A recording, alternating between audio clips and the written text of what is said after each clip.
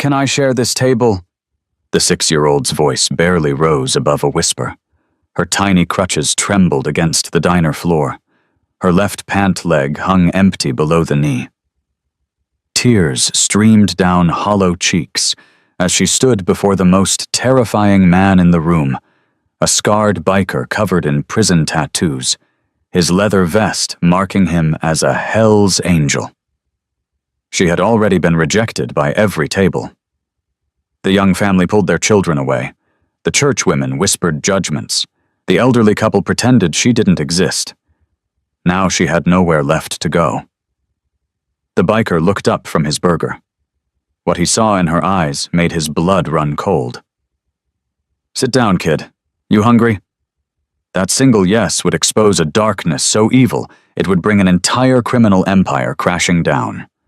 Before we continue, subscribe to the channel and follow Mila and Jace's story to the very end.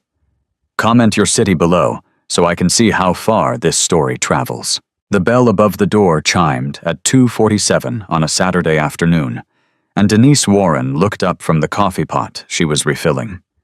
32 years she'd worked at the Copper Kettle.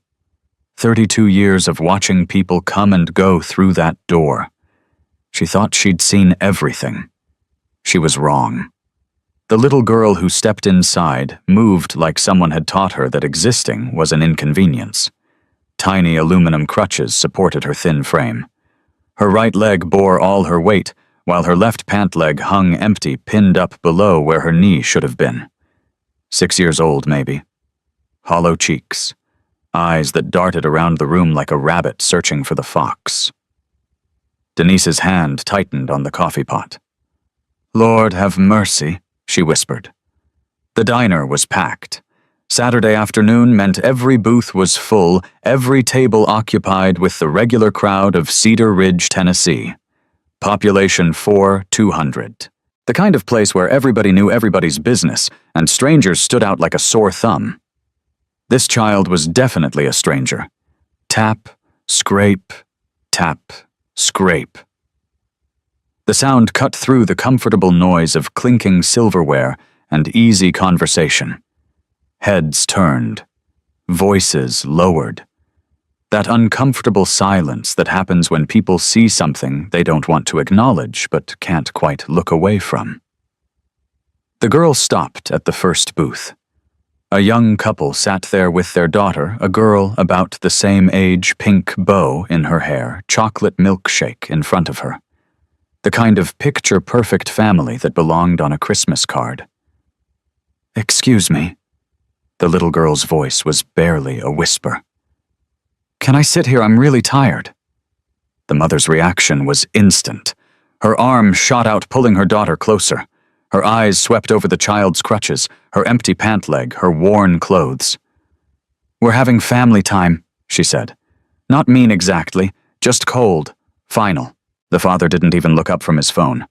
The little girl on crutches nodded like she'd expected this. Like rejection was so familiar it barely registered anymore. She turned away, her crutches squeaking against the floor. Tap, scrape, tap, scrape. She approached the second table. 3 men in golf shirts probably just finished 18 holes at the country club, laughing about something beers half finished in front of them. "Sir," her voice cracked. "Can I please sit down just for a minute?" One of them glanced at her, then looked at his friends with raised eyebrows. Something passed between them, an unspoken agreement. "Sorry, kid. We're in a meeting." They weren't in a meeting. They were drinking beer and talking about golf. But lying was easier than helping. The girl's shoulders dropped another inch. Tap, scrape, tap, scrape. Denise watched from behind the counter, her chest tight. She should do something. She knew she should do something. But the lunch rush wasn't over, and she had 6 tables waiting for refills, and getting involved in other people's business had never been her strong suit. "Someone'll help her," she muttered to herself. "Someone always does." But nobody did. The girl reached the third table. 4 women probably in their 60s dressed in their Sunday best, even though it was Saturday. Floral prints, pearl necklaces, Bibles stacked neatly beside their sweet teas.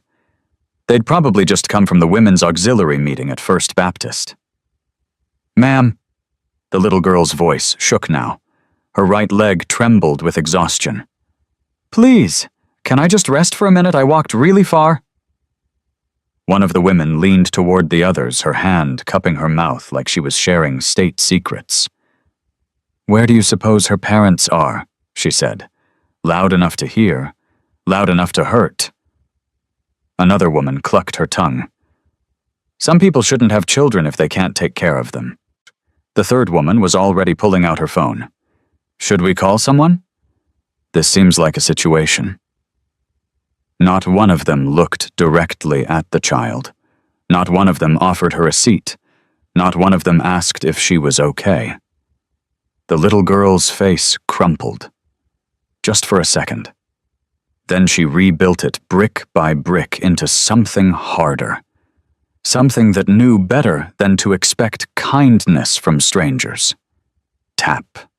Scrape. Tap. Scrape. She passed the elderly couple who'd been married 53 years and coming to this diner every Saturday since it opened. They suddenly found their meatloaf fascinating. She passed the table of teenagers who were too absorbed in their phones to notice the world around them. She passed the single mom with 3 kids who had her own problems and couldn't take on anyone else's. Table after table. Rejection after rejection. And then she reached the back corner. Jace Holloway had chosen this seat for a reason. Back to the wall. Clear view of every entrance. Years of survival instinct didn't disappear just because you were eating meatloaf. 45 years old, 6'3", 240 pounds of muscle earned in prison yards and construction sites. His arms were sleeved in ink that told stories he'd never speak out loud, a timeline of mistakes and survival etched permanently into his skin. A scar split his face from temple to jaw, courtesy of a knife fight in Brushy Mountain State Penitentiary 15 years ago. His nose had been broken 4 times, and his knuckles were scarred white from decades of defending himself against men who thought violence was conversation. But it was the vest that made people cross the street. Black leather worn soft with age. The Iron Wolves MC insignia stitched across the back. Patches that meant things to people who understood that world, and meant dangerous to everyone else. He'd earned every single one of them, some with blood, some with loyalty, all with years of living a life most people couldn't imagine. He was the president of the Cedar Ridge chapter, had been for 12 years. Before that, he'd been a lot of things: soldier, convict, lost cause. Now he was just a man who wanted to eat his lunch in peace. He heard her coming before he saw her. Tap. Scrape. Tap. Scrape. He looked up from his newspaper. His burger sat half-eaten beside his coffee. He watched as the tiny figure made her way toward him, crutches working overtime, face set with determination, even as her leg shook with exhaustion. She stopped at his table. Their eyes met. Jace had stared down gang leaders, federal agents, men with guns who meant to kill him. But something in this child's eyes made his chest tight in a way he hadn't felt in years. "Mr." Her voice was barely audible, a whisper wrapped in exhaustion and hope that was almost gone. "Can I share this table?" She swallowed hard. Everyone else said no. The diner had gone quiet. Jace could feel the eyes on them. The whole room was watching now, waiting to see what the scary biker would do, probably expecting him to growl at her, chase her away, confirm every assumption they'd ever made about men like him. Jace set down his burger. "Everyone else is an idiot," he said. "Sit down, kid." Her whole body sagged with relief. She maneuvered herself into the booth across from him, leaning her crutches against the wall, wincing as she finally took weight off her trembling leg. "Thank you." She said it like he'd given her a kidney, not a seat. Jace studied her. tangled hair that hadn't seen a brush in days, clothes that were clean but worn thin, cheekbones too sharp for a child her age, and those eyes brown huge, carrying weight no 6-year-old should know existed. "When's the last time you ate?" he asked. She thought about it. "I had some crackers. Yesterday, I think." Yesterday.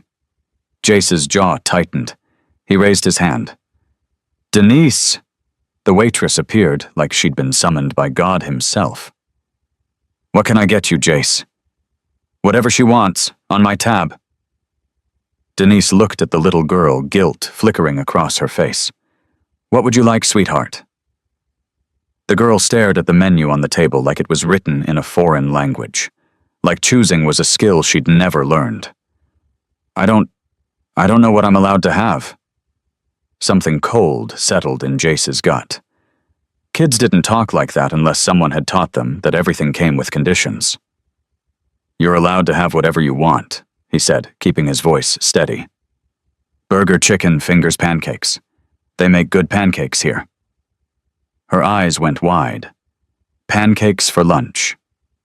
"Kid, you can have pancakes at midnight if you want. Rules are suggestions." For the first time since she'd walked in, something like a smile flickered across her face. Just a ghost of one. But it was there. "Pancakes, please, with the stuff on top, the syrup." Denise nodded quickly and hurried away, probably grateful to escape the intensity of the moment. Jace leaned back in his booth, arms crossed. The girl sat across from him, impossibly small, looking at his tattoos with curiosity instead of fear. "What's your name, kid?" "Mila." "Mila." He nodded. "I'm Jace. Where are your parents?" The change was instant. Her whole body went rigid. Her eyes dropped to the table. Her small hands curled into fists. "Mommy's at home," she whispered. "With him." "Him. Derek." She said the name like it tasted rotten. "He's not my daddy. He just says he is." Jace's eyes narrowed. He'd known a lot of men named Derek in his life.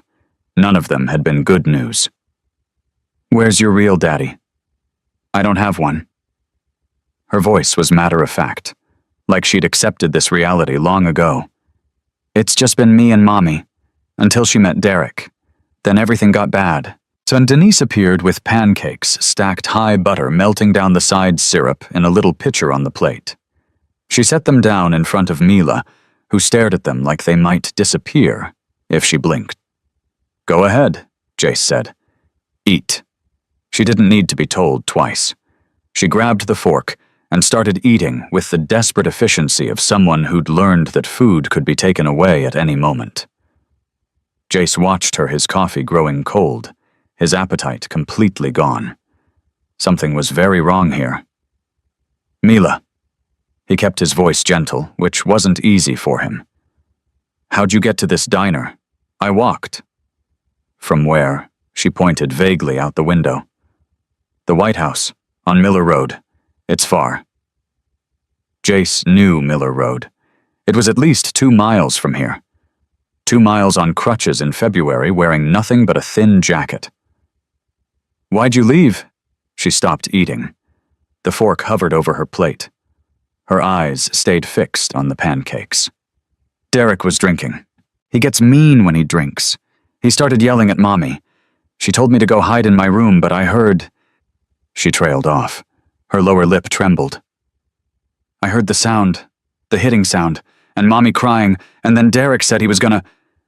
She looked up at Jace, and the terror in her eyes made his blood run cold. "He said he was gonna teach me a lesson next, about bothering grown-ups."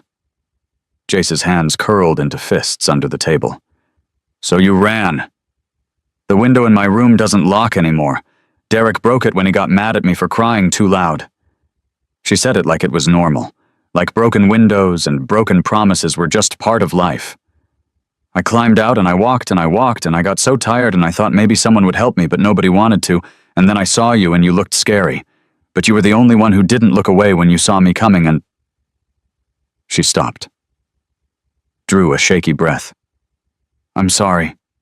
Mommy says I talk too much. Your mommy's wrong. Your mommy's... Jace's voice was rough. You can talk as much as you want. She stared at him, like she couldn't quite believe he was real. Why are you being nice to me? Because someone should be. Her eyes welled with tears. She blinked them back hard the same way she'd probably been doing for years. The same way kids learned to do when crying made things worse instead of better. Mila. Jace leaned forward, his scarred face softening as much as it could. Has Derek ever hurt you? She went very still. It's okay, he said quietly. Whatever you tell me, I'm not going to let anything bad happen to you. I promise. She looked at him for a long moment, weighing his words, deciding if she could trust this stranger with the face like a nightmare and the voice like gravel. Then slowly, she reached down and pulled up her sleeve. Jace had seen a lot of things in his 45 years. War, prison, violence that would haunt most people's nightmares. He'd thought nothing could shock him anymore. He was wrong. The bruises on Mila's thin arm were purple and black and yellow layers of damage in various stages of healing. Finger marks clearly visible, grip bruises from someone grabbing hard enough to leave prints. He holds me when I try to run, she said quietly. Sometimes he burns me too, with his cigarettes, when I don't be quiet like he says. She turned her arm over. On the soft skin of her inner forearm were 3 circular scars. Burns. Deliberate and unmistakable. Jace couldn't speak. For a moment the whole world narrowed to those scars, to this child who'd been marked like property to the monster who'd done this to her, while her mother watched, and the whole town looked the other way. My leg. Mila continued, her voice flat, now detached, like she was reciting someone else's story. I was born this way. Derek says it's why nobody wants me. He says I'm defective.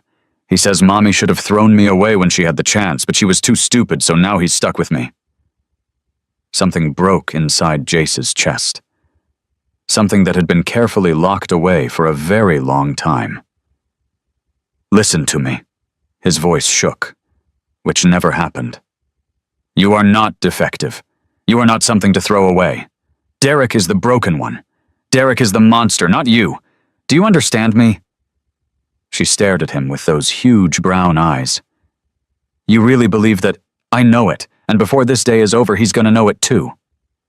For a moment, hope flickered in her face.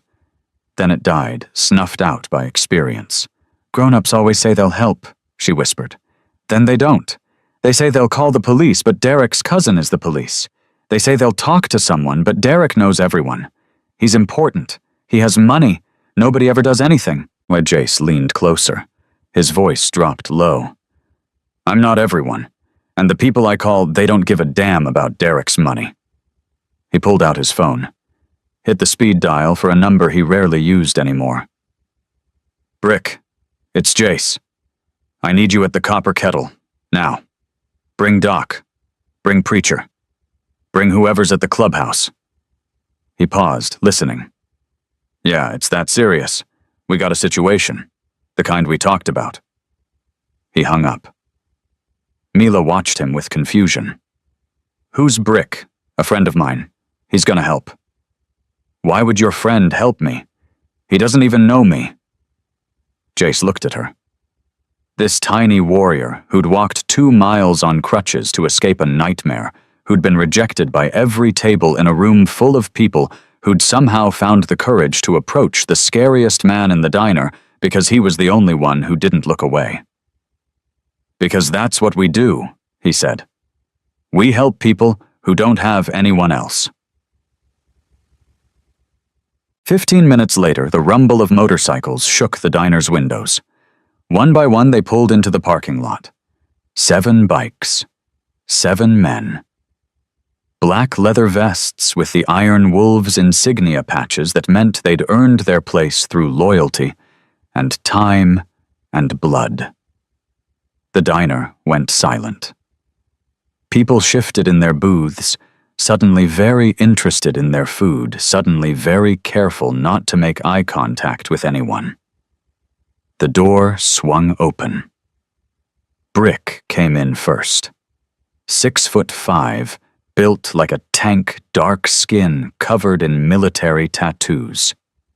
20 years, Army 2 tours in Afghanistan, 3 Bronze Stars, and a lifetime of nightmares he never talked about. He'd found the Iron Wolves after the VA failed him, and he'd never left. Behind him came Doc, real name Marcus, retired trauma surgeon, gray beard, steady hands that had saved hundreds of lives in the ER before he got tired of watching people die from violence he couldn't prevent. Then Preacher, lean and weathered, 62 years old, spent 20 years as a homicide detective before corruption in his department made him walk away. He'd seen everything humans could do to each other, and it had stripped away any illusions about justice. Mama Rose came last. She wasn't a biker, not technically, but she'd been part of the Iron Wolves family for 30 years. She ran the women's shelter on the edge of town, the only safe place for miles for women trying to escape men who wanted to kill them. They crossed the diner in formation. The other customers pressed back in their seats, fear evident on their faces. The church women clutched their Bibles tighter. The golf club men suddenly had somewhere else to be. Brick reached Jace's table first. His eyes went to Mila, then back to his president. "This her?" Jace nodded once. Brick crouched down to Mila's level. His massive frame should have been terrifying, but his voice was soft as silk. "Hey there, little one. I'm Brick. I heard you've had a pretty rough day." Mila pressed closer to Jace, but she didn't run, didn't scream. Just watched this mountain of a man with wary curiosity. "You're big," she said. Brick smiled. "I get that a lot. You know what else I am? What? Hungry. Those pancakes any good?" Mila looked at her plate, looked back at Brick. Something loosened in her expression. "They're really good. They have the syrup. Man, I love syrup." Brick slid into the booth next to Jace, giving Mila space. The others arranged themselves around the table, creating a wall of leather and muscle between this child and the rest of the world. Doc leaned forward. "Mila, my name is Marcus. My friends call me Doc because I used to be a doctor. Would it be okay if I looked at your arm? Jace said you might have some boo-boos that need checking." Mila looked at Jace. "It's okay," he said. "Doc's good people. He helped patch me up more times than I can count." Slowly, she extended her arm. Doc's face stayed carefully neutral as he examined the bruises, the burns. But Jace had known him for 15 years. He saw the muscle jumping in his jaw, the way his hands trembled slightly before he steadied them. "Sweetheart, I need to see your back too. Can you show me?" Mila hesitated. Then she turned around and lifted her shirt. Mama Rose made a sound like someone had punched her in the stomach. Brick's hands curled into fists. Preacher pulled out a small notebook and started writing. Jace didn't need to see what they were looking at.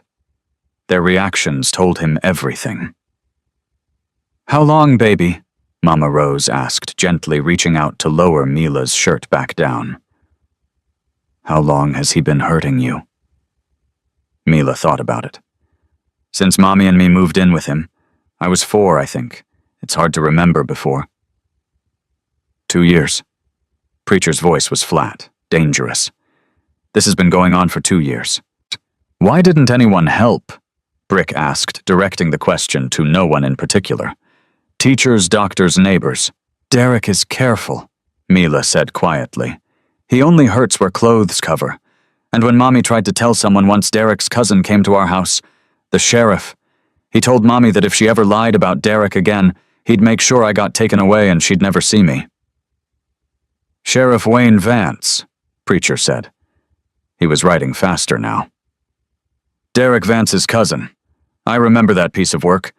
He was dirty 30 years ago when I was still on the job. Glad to see nothing's changed." "So the cops are in on it," Brick said.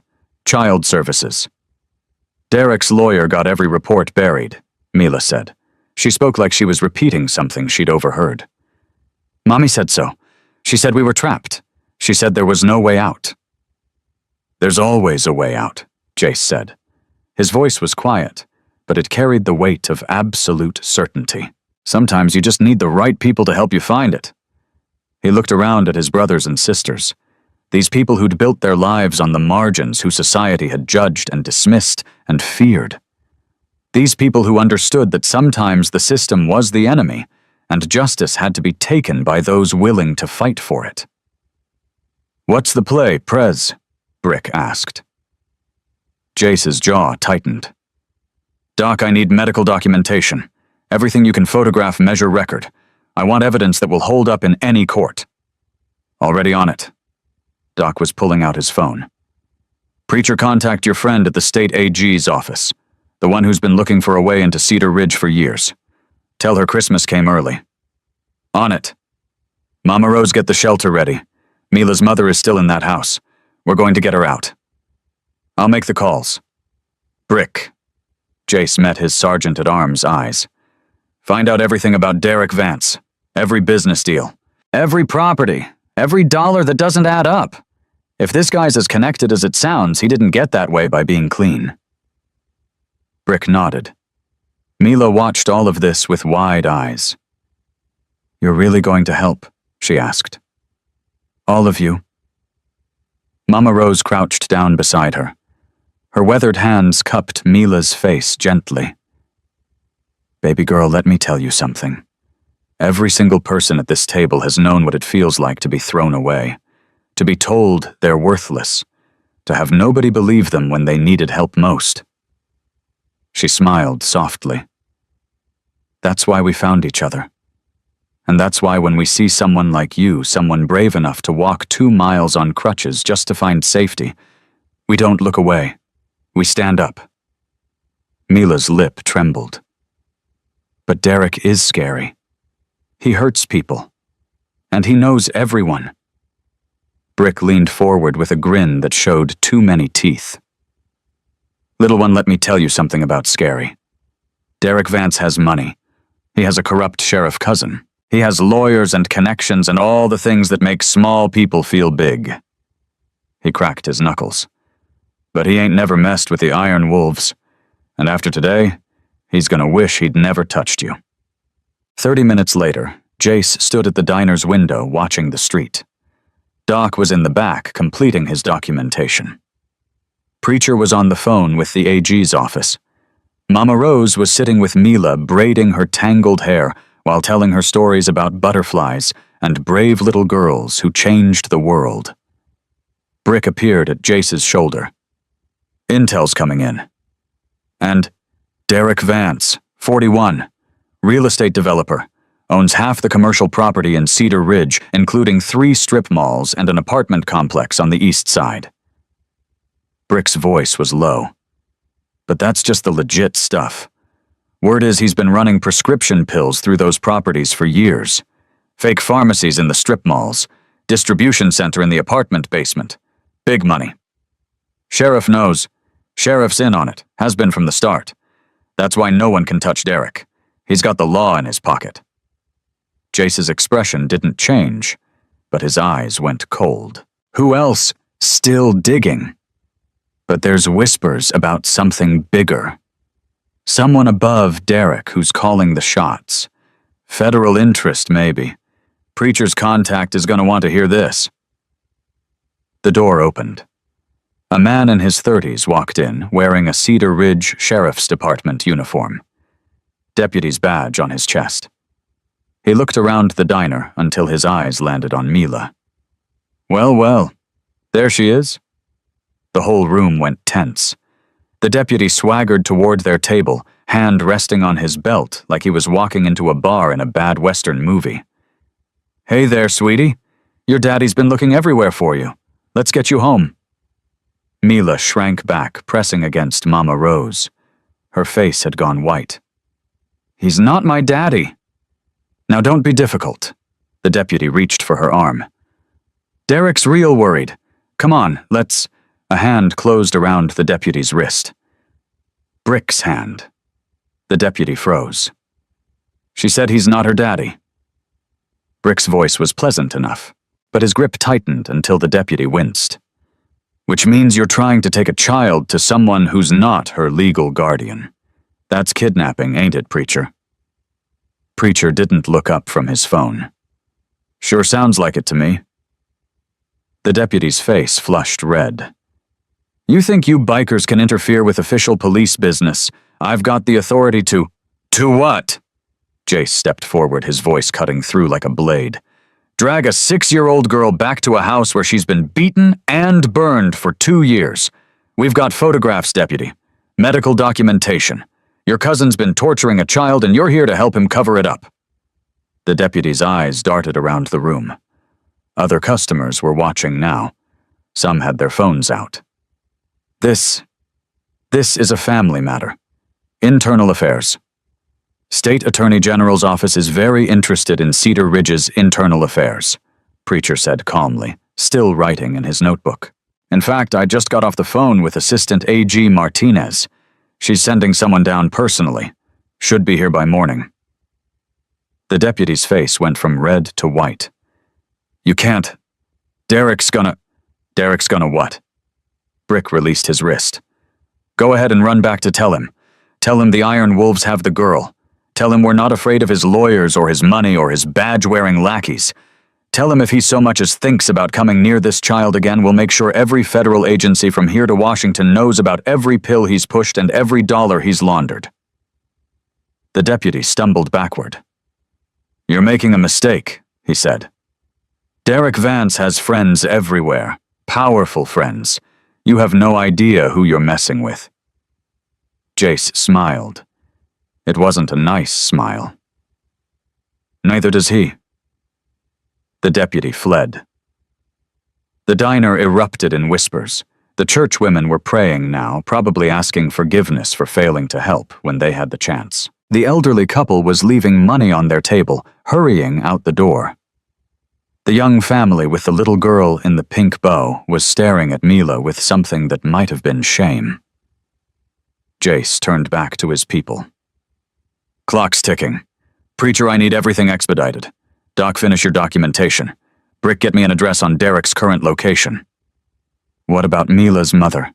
Mama Rose asked. Jace looked at the little girl, still pressed against Mama Rose's side, watching him with those huge eyes. Mila, I need you to be brave for me. Can you do that? She nodded solemnly. I need you to tell us everything you know about where your mommy is right now. The more you can tell us, the faster we can help her. Mila's hands twisted in her lap. She's at home. Derek doesn't let her leave when he's drinking. He locks all the doors and takes her phone. But she hesitated. There's a window in the laundry room. Derek forgot to put locks on it because he never goes in there. Mommy showed it to me. She said if things ever got really bad, that's how we could get out. That's perfect. Jace crouched down to her level, his scarred face softening. You did so good, Mila. You're the bravest kid I've ever met. Braver than you? The question surprised a laugh out of him. Way braver than me? I never walked 2 miles on crutches when I was 6. She almost smiled. Almost. Is Mommy gonna be okay? Jace looked at Brick. A silent conversation passed between them. We're gonna do everything we can, he said. That's a promise. Outside, the rumble of more motorcycles filled the street. The Iron Wolves were gathering. Word had spread. Brothers from the next county. Sisters from the Women's Auxiliary. Friends of friends who'd heard something was happening and wanted to help. Within an hour, there were 20 bikes in the parking lot. Jace stood on the diner's porch, looking at the faces of people who'd built their lives outside the system. Outcasts and misfits and broken people who'd found family in each other. Most of you know why we're here, he said. A 6-year-old girl walked 2 miles today to escape a house where she's been tortured for 2 years. Her mother is still trapped there. The sheriff's department is compromised. The system has failed this family in every way possible. He let that sink in. Tonight we're going to correct that failure. Brick's team will extract the mother. Mama Rose's people will secure safe housing. Doc and Preacher will coordinate with state authorities. The rest of you. His eyes swept the crowd. We need eyes everywhere. Derek Vance is connected. And when he finds out we're coming for him, he's gonna try to run. He won't get far, someone called out. No, Jace agreed. He won't. Inside the diner, Mila watched through the window as the man who'd given her a seat when nobody else would stood before an army of leather and chrome and fierce determination. Mama Rose, she asked quietly. Yes, baby. Is this real? Mama Rose pulled her closer. This is as real as it gets, sweetheart. Sometimes when everything seems darkest, that's when the light shows up. You just have to be brave enough to ask for help. I almost didn't, Mila whispered. I almost gave up before I got to his table. But you didn't. But I didn't. Mama Rose kissed the top of her head. That's why you're gonna be just fine.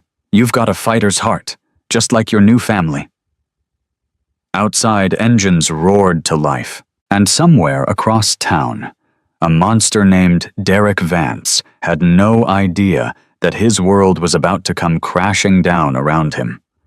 All because a 6-year-old girl asked to share a table with a biker. The sun had dropped below the tree line when Brick pulled his motorcycle to a stop 3 blocks from Derek Vance's house on Miller Road. Behind him, 2 more bikes killed their engines. Tank and Rico brothers who'd done extractions before, who knew how to move quiet and think fast.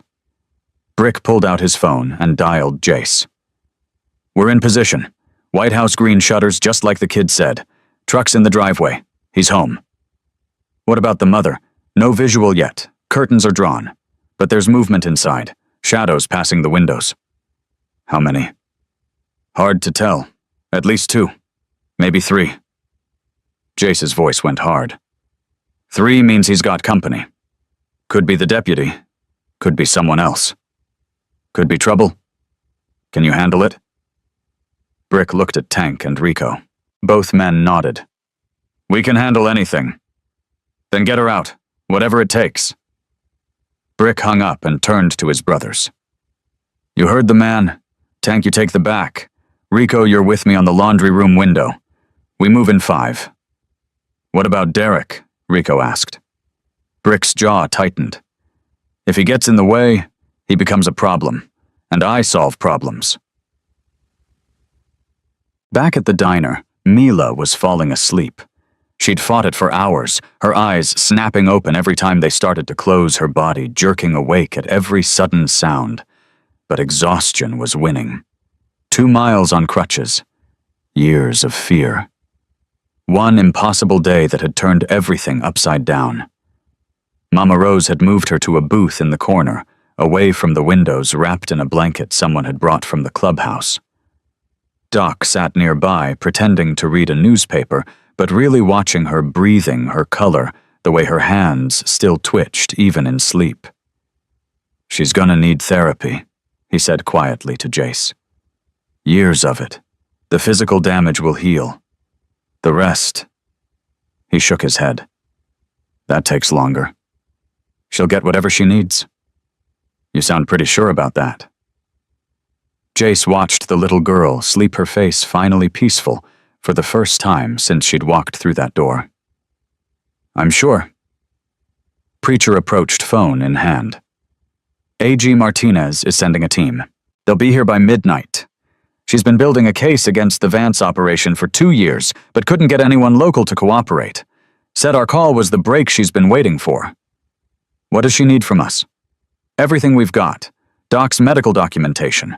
Mila's testimony when she's ready. And... Preacher hesitated. She wants the mother. Sarah. Says her testimony could blow the whole thing open. Apparently Derek's been using her to sign documents, move money. She knows where all the bodies are buried. Figuratively. Let's hope so. Jace's phone buzzed. Brick's name on the screen. Talk to me. We've got a problem, Prez. Sarah Mitchell heard the footsteps before she saw them. Heavy boots on hardwood. Derek's boots. coming down the hallway toward the bedroom where she'd been locked for the past 6 hours, ever since Mila had disappeared, and Derek had started drinking, and everything had spiraled into the familiar nightmare she'd been living for 2 years. The door crashed open. Derek filled the doorway.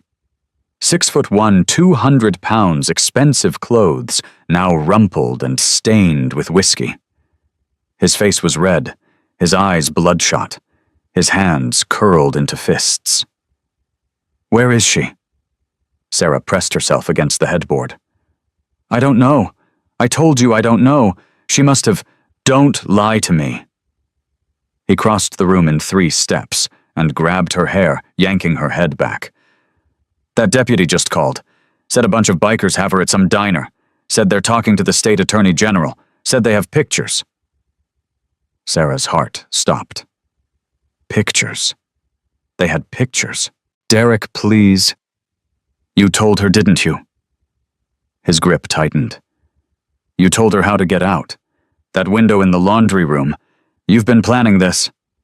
"No, I swear I didn't." He hit her. Open palm across the face, hard enough to make her ears ring. She'd learned not to scream years ago. Screaming made it worse. 2 years. Derek's voice was deadly calm now, which was somehow more terrifying than the shouting. 2 years I've kept you, fed you, put a roof over your head and that crippled kid's head. And this is how you repay me." "She's not crippled," Sarah whispered. "She's perfect." He hit her again. "She's a liability. She always has been. I told you that from the start. Should have gotten rid of her when we had the chance." Sarah's vision swam. Blood trickled from her lip. But something had changed in the past 6 hours. Something had shifted. Her daughter was out. Her daughter had escaped. Her daughter was with people who were fighting for her. For the first time in 2 years, Sarah had something she'd forgotten existed. Hope. "You can hit me all you want," she said. Her voice shook, but she didn't look away. "It doesn't matter anymore. She's gone. She's safe. And whatever happens to me, you can't hurt her again." Derek stared at her like she'd grown a second head. "You think you've won?" He laughed, but there was no humor in it. "You think some bikers are gonna save you? I own this town. I own the sheriff. I own judges and lawyers and people you've never even heard of. By tomorrow morning, that kid will be back in this house, those bikers will be in jail, and you—" He leaned close, his whiskey breath hot on her face. "You're gonna wish you'd never been born." The doorbell rang. Derek froze. It rang again. Then a knock. Heavy, insistent. "Derek Vance, Cedar Ridge Sheriff's Department. We need to speak with you." Sarah's heart sank. The sheriff's department. Wayne. Derek's cousin. Coming to help clean up the mess. Derek smiled. "See, that's how this works. The cavalry arrives." He released her hair and stepped back, straightening his shirt. "Stay here. Don't make a sound. This will all be over soon." He left the room, closing the door behind him. Sarah heard the lock click. She waited until his footsteps faded down the stairs. Then she moved. The window. The laundry room window. She'd shown Mila, but she'd never tried it herself. She'd never had the courage. But now, with her daughter safe and hope burning in her chest for the first time in years, she had to try. Downstairs, Derek opened the front door with his most charming smile, already in place. "Wayne, thank God you're here. Listen about what that deputy said." The smile died. It wasn't Wayne. 3 men stood on his porch. Big men. Men in leather vests with patches he recognized from news stories and whispered warnings. Men who looked at him like he was already dead and just didn't know it yet. Derek Vance, the biggest one, spoke. Dark-skinned military tattoos, eyes like granite. Derek tried to slam the door. He wasn't fast enough. Brick caught it with one hand and pushed it open so hard Derek stumbled backward into his own hallway. "I asked you a question." Brick stepped inside. Tank and Rico flanked him. "Are you Derek Vance? This is private property. You can't just— Yeah, see, we're not real good with property rights." Brick looked around the hallway, then back at Derek. "Where's Sarah?" "I don't know what you're talking about." "Wrong answer." Brick moved faster than a man his size should have been able to move. His hand closed around Derek's throat and shoved him against the wall. "Let me explain something to you," Brick said, his voice almost conversational. "Right now there's a 6-year-old girl at the Copper Kettle Diner. She's got bruises on her arms and cigarette burns on her skin and trauma that's going to take years to heal. Your handiwork." Derek's face was turning red. "I want my lawyer." "Your lawyer can't help you. The state AG is already on her way. Federal interest has been expressed. By tomorrow morning, every agency in Tennessee is going to be crawling through your life." Brick smiled. "But that's tomorrow. Right now it's just us. And I'm only going to ask one more time. Where is Sarah?" Derek's eyes darted to the ceiling. Just for a second. But Brick caught it. "Upstairs, Rico, go." Rico took the stairs 3 at a time. Tank stayed by the door, watching the street. Brick released Derek's throat just enough to let him breathe. "You're making a mistake," Derek gasped. "You have no idea who I work for. The people above me will throw you under the bus the second things get hot. That's how people like that operate. You're a tool to them, a useful idiot. And useful idiots are expendable." Heavy footsteps on the stairs. Rico appeared on the landing, his face grim. "So, she's not up there. Bedroom's empty. But the window's open." Brick's eyes snapped to Derek. "Where would she go?" Derek laughed. Actually laughed. "You think she ran Sarah? She doesn't have the spine. She's probably hiding in a closet somewhere, waiting for me to tell her it's okay to come out." Brick hit him, not hard enough to knock him out, just hard enough to make his point. "You don't talk about her like that. You don't talk about either of them like that ever again." His phone buzzed. "Jace. Brick report. Target secured. Mother's not here. Rico says she went out a window. She's running. Find her. On it." Brick looked at Tank. "Stay with this piece of garbage. Rico, you're with me." "What about the sheriff?" Derek slurred through his bleeding lip. "Wayne's on his way. Wayne's a little busy right now." Brick was already heading for the door. "Seems someone reported suspicious activity at his house. Something about falsified police reports and evidence tampering. State police are probably there right now." Derek's face went white. You can't. Already did. Welcome to your worst nightmare, Derek. It's just getting started." Sarah ran. She didn't know where she was going. Didn't have a plan. She'd climbed out that laundry room window and dropped into the backyard and started moving, putting one foot in front of the other, getting as far from that house as her legs would carry her. Her face throbbed where Derek had hit her. Her ribs ached from last week when he'd kicked her for burning dinner. Every breath hurt. But she kept running. Miller Road was dark. No streetlights out here, just the occasional porch light from houses set back from the road. She stayed in the shadows, flinching at every car that passed, convinced each one was Derek coming to drag her back. She'd made it maybe half a mile when she heard the motorcycles. 2 of them coming up fast behind her. She dove off the road into someone's bushes, pressing herself flat against the ground, trying to disappear. The bikes slowed. Stopped. Sarah Mitchell. She didn't move. Didn't breathe. "Ma'am, my name is Brick. I'm with the Iron Wolves MC. We have your daughter." Sarah's whole body went rigid. "She's safe. She's at the Copper Kettle Diner with our people. She's been asking for you." It could be a trick. Derek was clever. He could have paid these men, sent them to find her, bring her back. "She told us about the laundry room window. She told us you showed it to her. You're the one who gave her a way out." Sarah's eyes stung with tears. "Ma'am, I know you're scared. I know you've got no reason to trust strangers, but I promise you on my life, on everything I believe in, we're here to help. Your daughter needs you. Will you come with us?" Slowly, painfully, Sarah pushed herself up from the bushes. Her clothes were torn. Her face was swelling.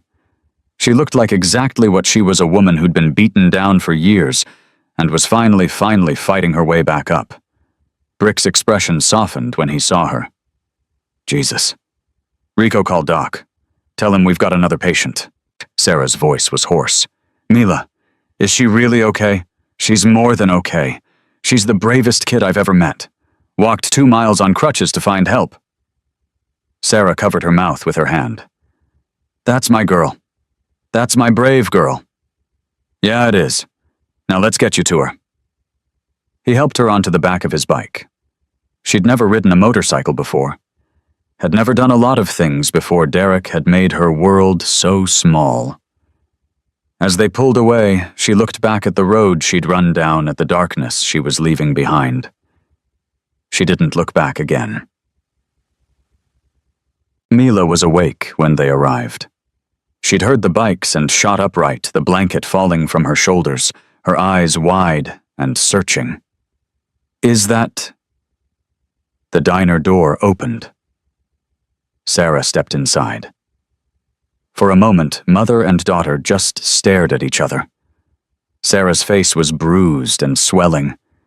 Mila's was tear-streaked and exhausted. They'd both been through hell separately and together, and now here they were, on the other side. Mommy! Sarah was across the diner in 3 steps, falling to her knees in front of the booth, pulling her daughter into her arms. Baby, my baby, I'm here. I'm here.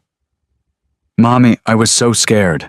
I didn't want to leave you, but he was going to hurt me, and you said if things got really bad to use the window, and you did exactly right. Sarah was crying now, holding Mila like she might disappear. You were so brave. So brave. The scary man saved me. The one with all the tattoos. He gave me pancakes.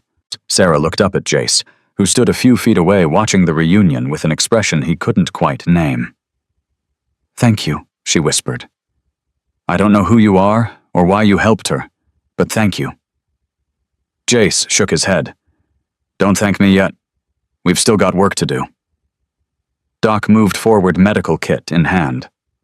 Sarah, I need to look at those injuries. We're building a case against Derek, and documentation is whatever you need. Sarah didn't let go of Mila, but she turned so Doc could see her face. Whatever helps put him away, I'll do it. Preacher pulled up a chair. I hate to do this right now, but we're running out of time. The AG's team will be here in a few hours. They're going to want to know everything. About Derek, about his operation, about who else is involved. Sarah's grip on Mila tightened. If I talk, he'll kill me. He's told me that 100 times. He knows people. Dangerous people. Those people are about to have their own problems, Preacher said. The whole network is coming down. Derek, the sheriff, everyone connected to them. But we need your testimony to make sure they stay down. I don't know everything. He didn't tell me details. But you know something. Sarah hesitated. I know about the properties. The strip malls where the pills come through. I know about the apartment complex where they package everything. I know... She swallowed hard. I know about the offshore accounts.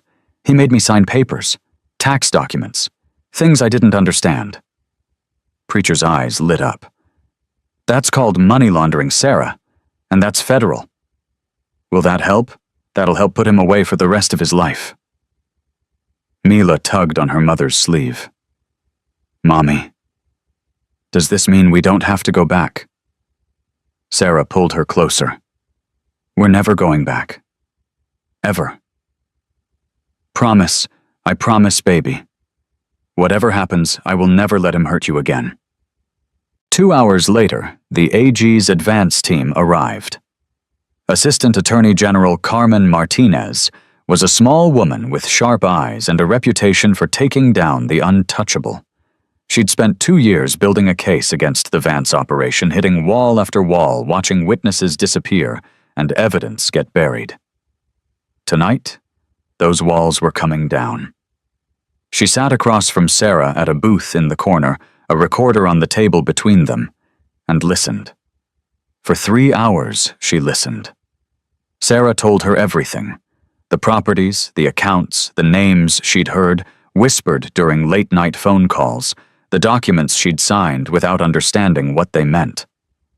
When she was done, Martinez leaned back and let out a slow breath. "Do you understand what you've just given us?" Sarah shook her head. "This isn't just local corruption. The names you mentioned, the accounts, the shell companies, this goes up to the state level, maybe federal." Martinez's voice was intense. "I've been chasing ghosts for 2 years. You just handed me a map. Will it be enough? With your testimony, with the documentation we're gathering tonight, with the evidence we're going to find when we execute warrants tomorrow morning?" Martinez almost smiled. "It'll be more than enough." "What about my daughter? What about keeping her safe? Witness protection is an option. New identities, new location, fresh start." Sarah looked across the diner to where Mila was sitting with Mama Rose drinking hot chocolate with extra marshmallows. For the first time in hours, she was smiling. "Can I think about it? Take all the time you need. Just know that whatever you decide, you won't be alone. You've got people in your corner now."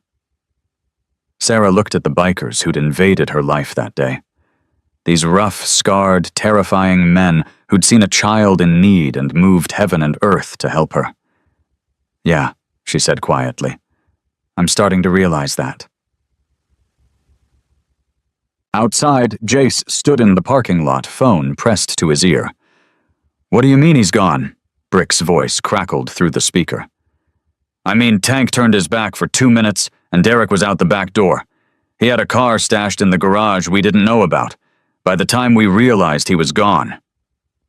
Jace's free hand curled into a fist. "Any idea where he's headed?" "Rico's checking traffic cameras, but this isn't exactly a surveillance state out here. He could be anywhere." "He's gonna run. He knows it's over. He's gonna try to get out of the state, maybe out of the country." "Want me to put out the word?" Jace thought about it. Derek Vance running scared with everything closing in around him. A desperate man with resources and connections and nothing left to lose. Dangerous. "Put out the word. Every chapter, every ally, every friend we've got between here and the border. Derek Vance doesn't get away. Not after what he did to that little girl. And if we find him, hold him for the feds. We're not judge and jury. We're just the net." "Understood." Jace hung up and stared at the night sky. Stars were coming out bright and cold and indifferent to the drama playing out below. The diner door opened behind him. "Jace," Mila's voice, small and uncertain. He turned. She stood in the doorway on her crutches, blanket wrapped around her shoulders, that hot chocolate still clutched in one hand. "Hey, kid, you should be resting." "I can't sleep." She hobbled toward him, her crutches clicking on the concrete. "My brain won't stop thinking." "Yeah, I know that feeling." She stopped beside him, looking up at the same stars. "Jace, is Derek going to come back?" He should lie. Tell her no, everything's fine, go back inside. But something about this kid demanded honesty. "He ran away. We're looking for him." Mila absorbed this.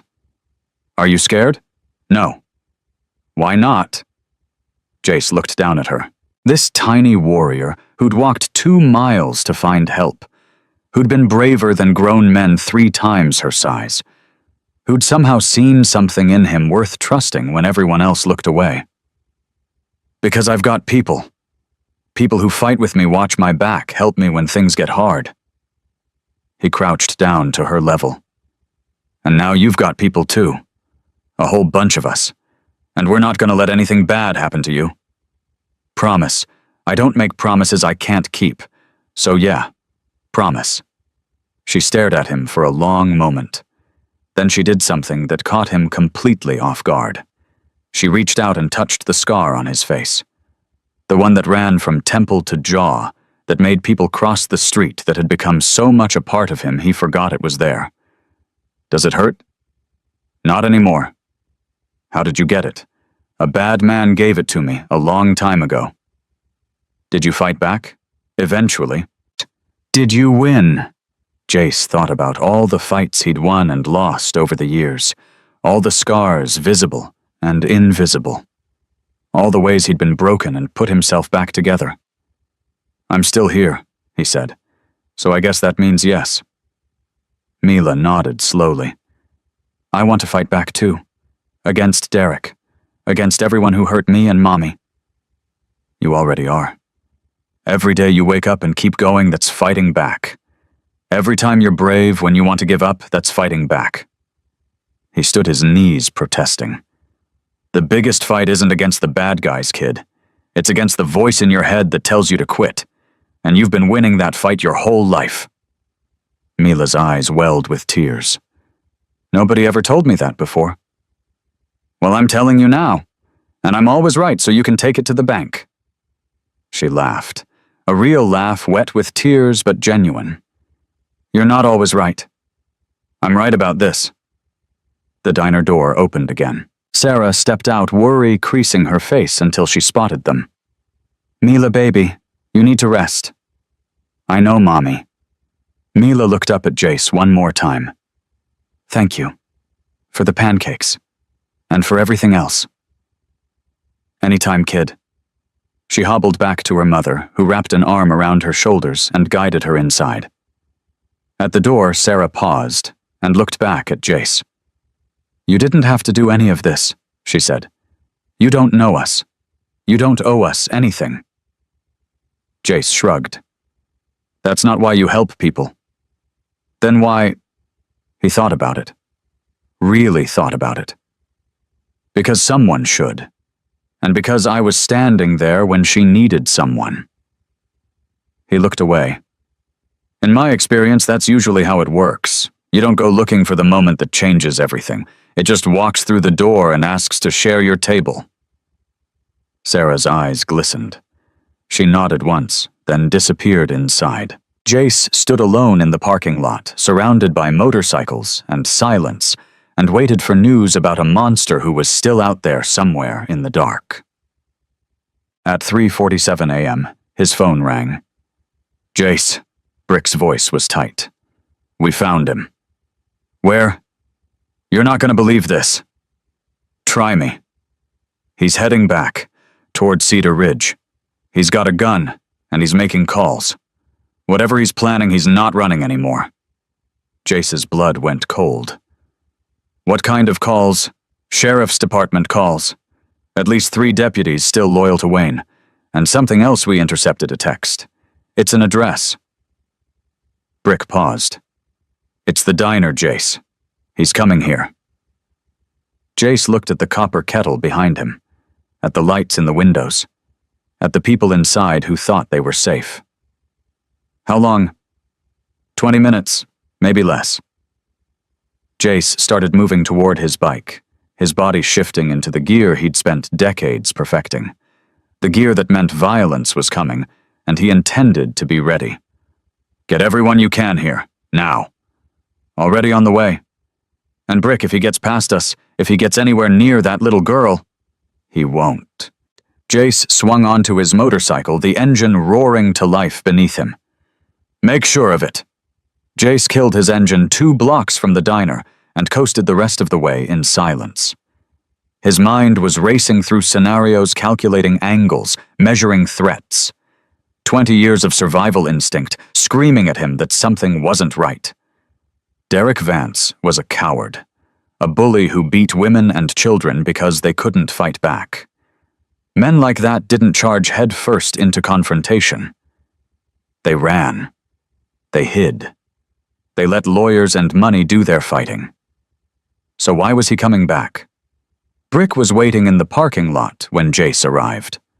4 other brothers had materialized out of the darkness, positioned around the diner like sentinels. "Talk to me," Jace said, swinging off his bike. "He's 12 minutes out. Maybe less. 3 vehicles his car plus 2 Sheriff's Department cruisers. At least 5, maybe 6 men total. The deputies, they know what's happening. They know the AG is involved. Doesn't seem to matter. These are Wayne's boys, loyal to the family, not the badge." Jace's jaw tightened. Corrupt cops were the worst kind of enemy. They had training weapons and the arrogance that came with years of operating above the law. "What about our people inside?" Doc's got Sarah and Mila in the back office. Mama Rose is with them. Preacher's coordinating with the AG's team. They're 20 minutes out with state police backup.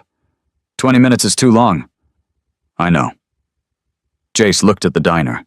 Through the windows he could see the warm glow of lights, the shadows of people moving inside. People who were counting on him to keep them safe. We need to get them out, now. There's a back door, service entrance. Rico's bringing a van around. Do it. Everyone who's not essential to defense goes out the back. Sarah, Mila, Mama Rose, they don't stay here. What about you? Jace turned to face his sergeant-at-arms. I'm gonna have a conversation with Derek Vance. Jace, he's not getting near that little girl. Whatever I have to do, whatever it costs, he's not touching her. Brick studied him for a long moment. They'd been brothers for 15 years, had bled together, fought together, buried friends together. He knew when Jace had made up his mind. I'll cover the east approach. Tank's got the west. You need backup, you holler. Always do. Brick moved off into the darkness. Jace stood alone for a moment, feeling the weight of what was coming settle over him like armor. Then he walked into the diner. Sarah knew something was wrong the moment she saw his face. What is it? What's happening? Jace kept his voice steady. Derek's coming. He's got deputies with him. We need to move you and Mila right now. Sarah's face went white. No, he can't. We were supposed to be safe here. You will be safe, but not here. Rico's got a van out back. Mama Rose is going with you. We're taking you somewhere Derek can't find. And what about you? I'm staying. Mila appeared from behind her mother, rubbing sleep from her eyes. Jace, what's going on? He crouched down to her level, the way he'd done so many times now. It felt natural. Hey, kid, remember what I told you about having people who watch your back? She nodded. Well, right now I need you to trust those people. Rico and Mama Rose are going to take you somewhere safe while I handle some business here. Can you do that? Is Derek coming? Jace hesitated. She deserved honesty. Yeah, he is. Her small body trembled, but she didn't cry. Didn't scream. Just lifted her chin and looked at him with those huge brown eyes. Are you gonna stop him? That's the plan. Promise. He put his hand on her shoulder. I promise you this, he's never gonna hurt you again. No matter what happens tonight, that part is over. You understand? She threw her arms around his neck. The hug was fierce, desperate, the grip of a child who'd learned that people left and didn't come back. Don't die, she whispered. Please don't die. Something cracked in Jace's chest, something that had been frozen for a very long time. I'll do my best, kid. Mama Rose appeared at his elbow. Van's ready. We need to go. Jace pried Mila's arms from around his neck and passed her to her mother. Sarah clutched her daughter tight, tears streaming down her face. Thank you, she said, for everything. If we don't see you again, you'll see me again. Jace's voice left no room for doubt. Now go. They went, out the back door into the van into the night. Jace watched until the taillights disappeared around the corner. Then he turned to face what was coming. Doc was packing up his medical kit when Jace found him. You should go too, Jace said. Doc snorted. I'm 64 years old. I've got arthritis in both hands and I haven't fired a gun since I left the army. What exactly am I going to do in a fight? Not die, hopefully. I spent 30 years patching up people after violence. Seems fitting I should be here when there's about to be more of it. Doc met his eyes. Besides, someone's going to need medical attention before this night's over. Might as well be me who provides it. Jace didn't argue. There wasn't time. Stay in the back, behind the counter. If shooting starts, I know how to take cover, son. This isn't my first rodeo. The rumble of engines drifted through the night air. Not motorcycles. Cars. Jace moved to the front window. Headlights were approaching. 3 sets, just like Brick had said. "Here we go," he muttered. Preacher appeared at his shoulder phone in hand. "State police are 15 minutes out. A.G. Martinez is with them. We need to stall for 15 minutes. Can we do that? We're about to find out." The vehicles pulled into the parking lot. Derek's black Mercedes, 2 Cedar Ridge Sheriff's Department cruisers. They arranged themselves in a semicircle facing the diner headlights blazing like spotlights on a stage. For a moment, nothing happened. Then the doors opened. Derek Vance stepped out of the Mercedes. He looked different than Jace had imagined, smaller somehow. Softer. The kind of man who bought his muscles at a gym and his courage at a liquor store. But there was something in his eyes that hadn't been there before. Desperation. The look of a man who'd lost everything and had nothing left to lose. He was holding a gun. 4 deputies flanked him. 3 from the cruisers plus 1 who must have been in Derek's car. All armed. All wearing that particular expression of men who'd made bad choices and were about to make worse ones. "Jace Holloway," Derek's voice carried across the parking lot. "I know you're in there. I know you've got my family." Jace pushed open the diner's front door and stepped outside. Alone. "Your family?" He kept his voice calm, almost conversational.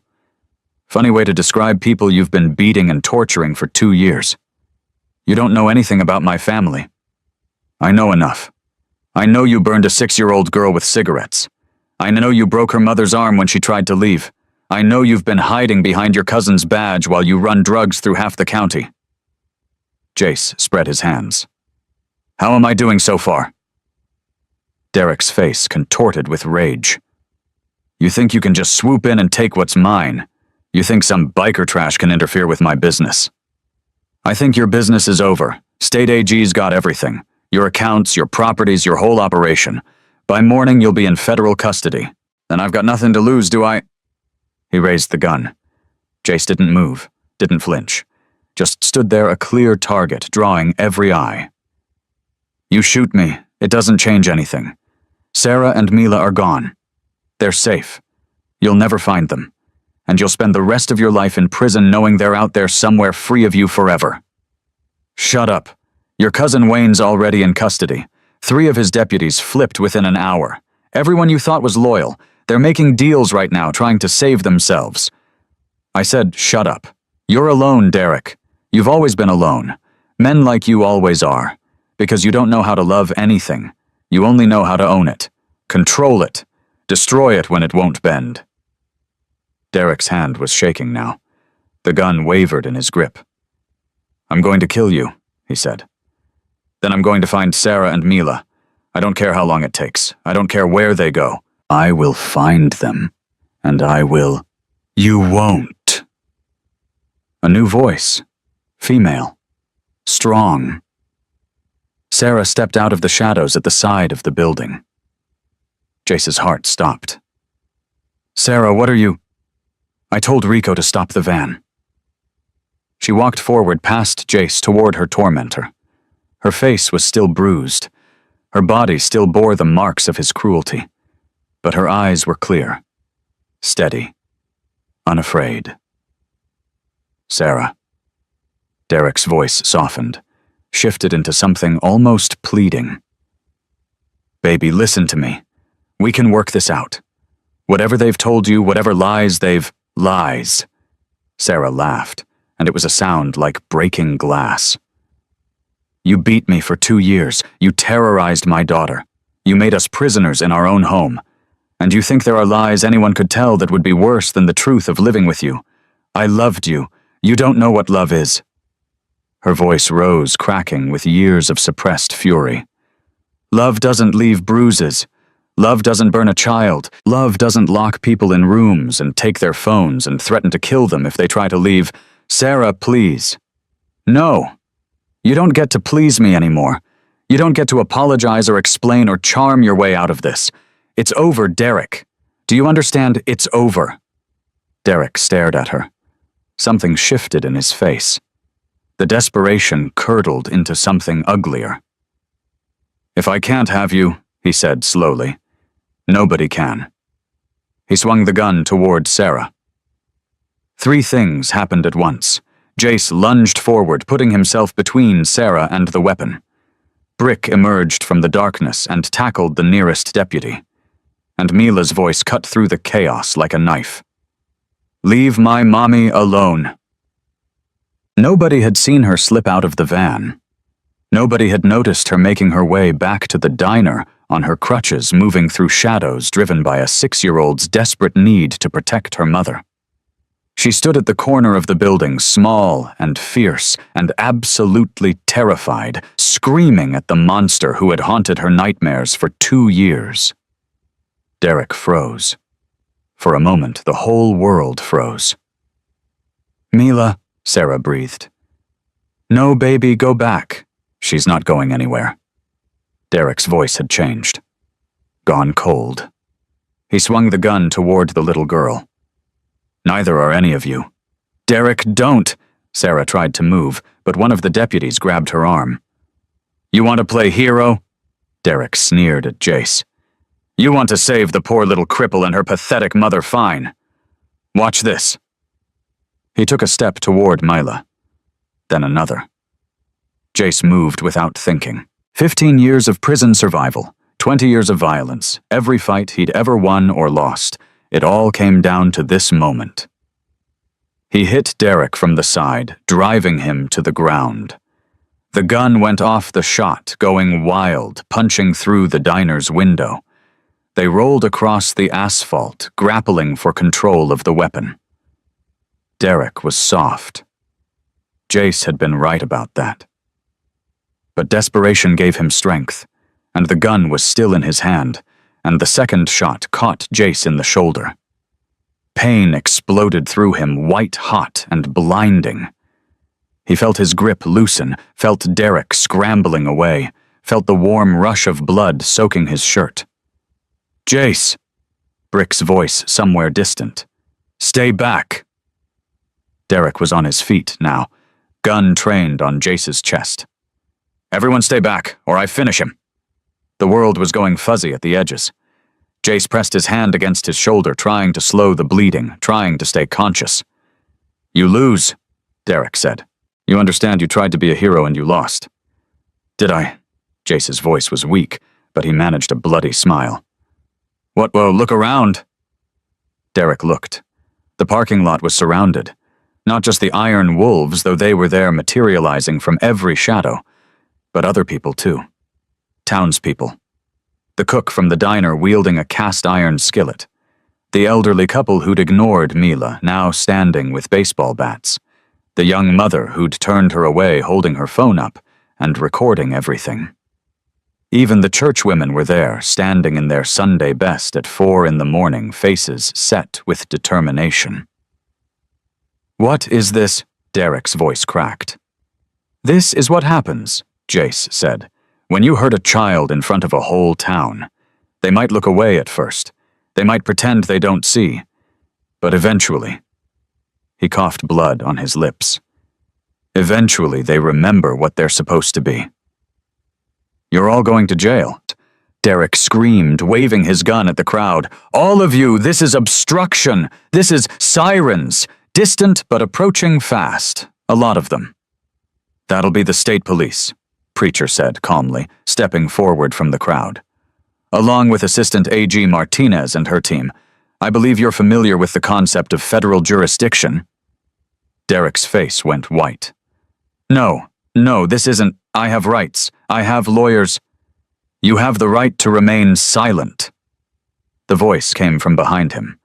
A woman in a dark suit, flanked by uniformed officers. "I'd strongly recommend you exercise it. Derek Vance, you're under arrest for assault, kidnapping, child abuse, drug trafficking, money laundering, and..." She paused to count on her fingers. "Actually, let's just say we'll be adding charges as we go. We've got time." "This is a mistake." Derek's voice had gone high and thin. "Do you know who I am? Do you know who I work for? We know exactly who you work for. We've been building cases against them for years. Thank you for giving us the final piece of the puzzle." 2 officers moved forward. Derek lunged away from them and found himself face to face with Brick. "Go ahead," Brick said softly. "Run." Derek didn't run.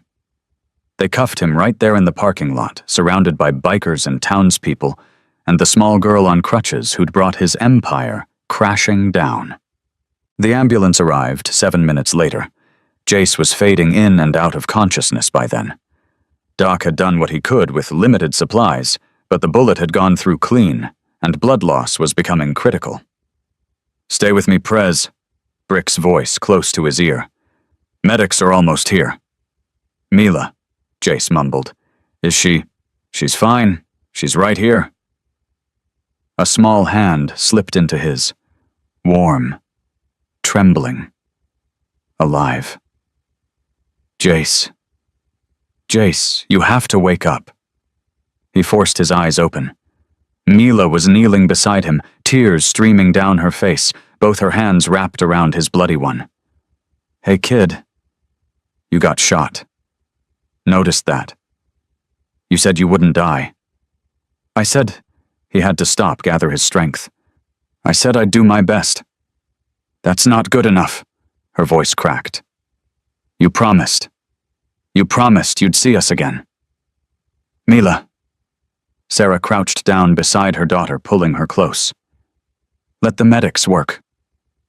"But he's hurt. He's hurt because of us." "No." Jace's voice was barely a whisper now. "Hurt because of him. Because of Derek. Never because of you." He squeezed her hand as hard as he could, which wasn't hard at all. "Best thing I ever did. Letting you share my table." The medics arrived. Hands pulled him onto a stretcher. Voices shouted medical terminology he didn't understand. The world dissolved into flashing lights and movement, and Mila's voice calling his name as they loaded him into the ambulance. The last thing he saw before unconsciousness took him was a 6-year-old girl on crutches, standing in the parking lot of a diner, watching him go. She wasn't crying anymore. She was praying. Carmen Martinez watched the ambulance pull away, then turned to survey the chaos of the parking lot. Deputies in handcuffs. Bikers giving statements. Townspeople clustered in groups talking in hushed voices about what they'd witnessed. Preacher approached her notebook, still in hand. "Hell of a night," he said. "Hell of a case." She shook her head slowly. "I've been trying to crack Cedar Ridge for 2 years. One little girl walks into a diner and the whole thing falls apart in 12 hours. That's how it happens sometimes. One person brave enough to ask for help. One person willing to give it. The biker, Holloway. Is he going to make it? Doc says the bullet missed the artery. He's lost a lot of blood, but he's strong. Survived worse." Martinez looked at the spot where Derek Vance had been standing when the world crashed down around him. There's going to be blowback from this. Derek wasn't working alone. The people above him, they're not going to be happy about losing their pipeline. "Let them come." Preacher's voice was cold. "We'll be ready. This isn't your fight anymore. The federal government. With all due respect, ma'am, when a child asks for help and you answer it, becomes your fight forever." He tucked his notebook into his vest. "That little girl trusted us when nobody else would. We're not walking away now." Martinez studied him for a long moment. Then she nodded. "I'll be in touch. We're going to need witnesses. Documentation. Everything you've got. You'll have it." She turned to leave, then paused. "The mother. Sarah. What happens to her now?" "Mama Rose is taking care of them. Shelter's ready. After that?" Preacher shrugged. "That's up to them. Witness protection might still be the safest option." "Might be, but I think that family's done running." 3 hours later, the sun came up over Cedar Ridge. Sarah sat on the front porch of Mama Rose's shelter, watching the light spread across the sky. Mila was finally asleep inside, exhausted beyond words, clutching a stuffed bear someone had given her. The world felt different this morning. Lighter, somehow. Like a weight she'd been carrying for so long she'd forgotten it was there had finally been lifted. Mama Rose appeared with 2 cups of coffee. She handed one to Sarah and settled into the chair beside her. "How you holding up?" Sarah wrapped her hands around the warm mug. "I don't know. I keep waiting to wake up, keep waiting for someone to tell me this was all a dream and I have to go back. It's not a dream. Derek's in federal custody. His whole operation is being dismantled. You and Mila are safe." "Safe." Sarah tested the word like it was foreign. "I don't think I remember what that feels like." "You'll learn again. Takes time, but you learn." They sat in silence for a while, watching the sunrise. "Jace," Sarah said finally. "Have you heard anything? Brick called an hour ago. He's out of surgery. Lost a lot of blood, but they got the bullet out clean. He's gonna be okay." Sarah closed her eyes. Relief washed through her, so intense it was almost painful. "He saved our lives." "He did what he does, what they all do. Find people who need help and help them." Mama Rose sipped her coffee. "That's what the Iron Wolves are about. Always has been. Underneath the leather and the tattoos and the scary faces, they're just people who know what it feels like to be thrown away. So they pick up the pieces when they find them. I don't know how to thank them."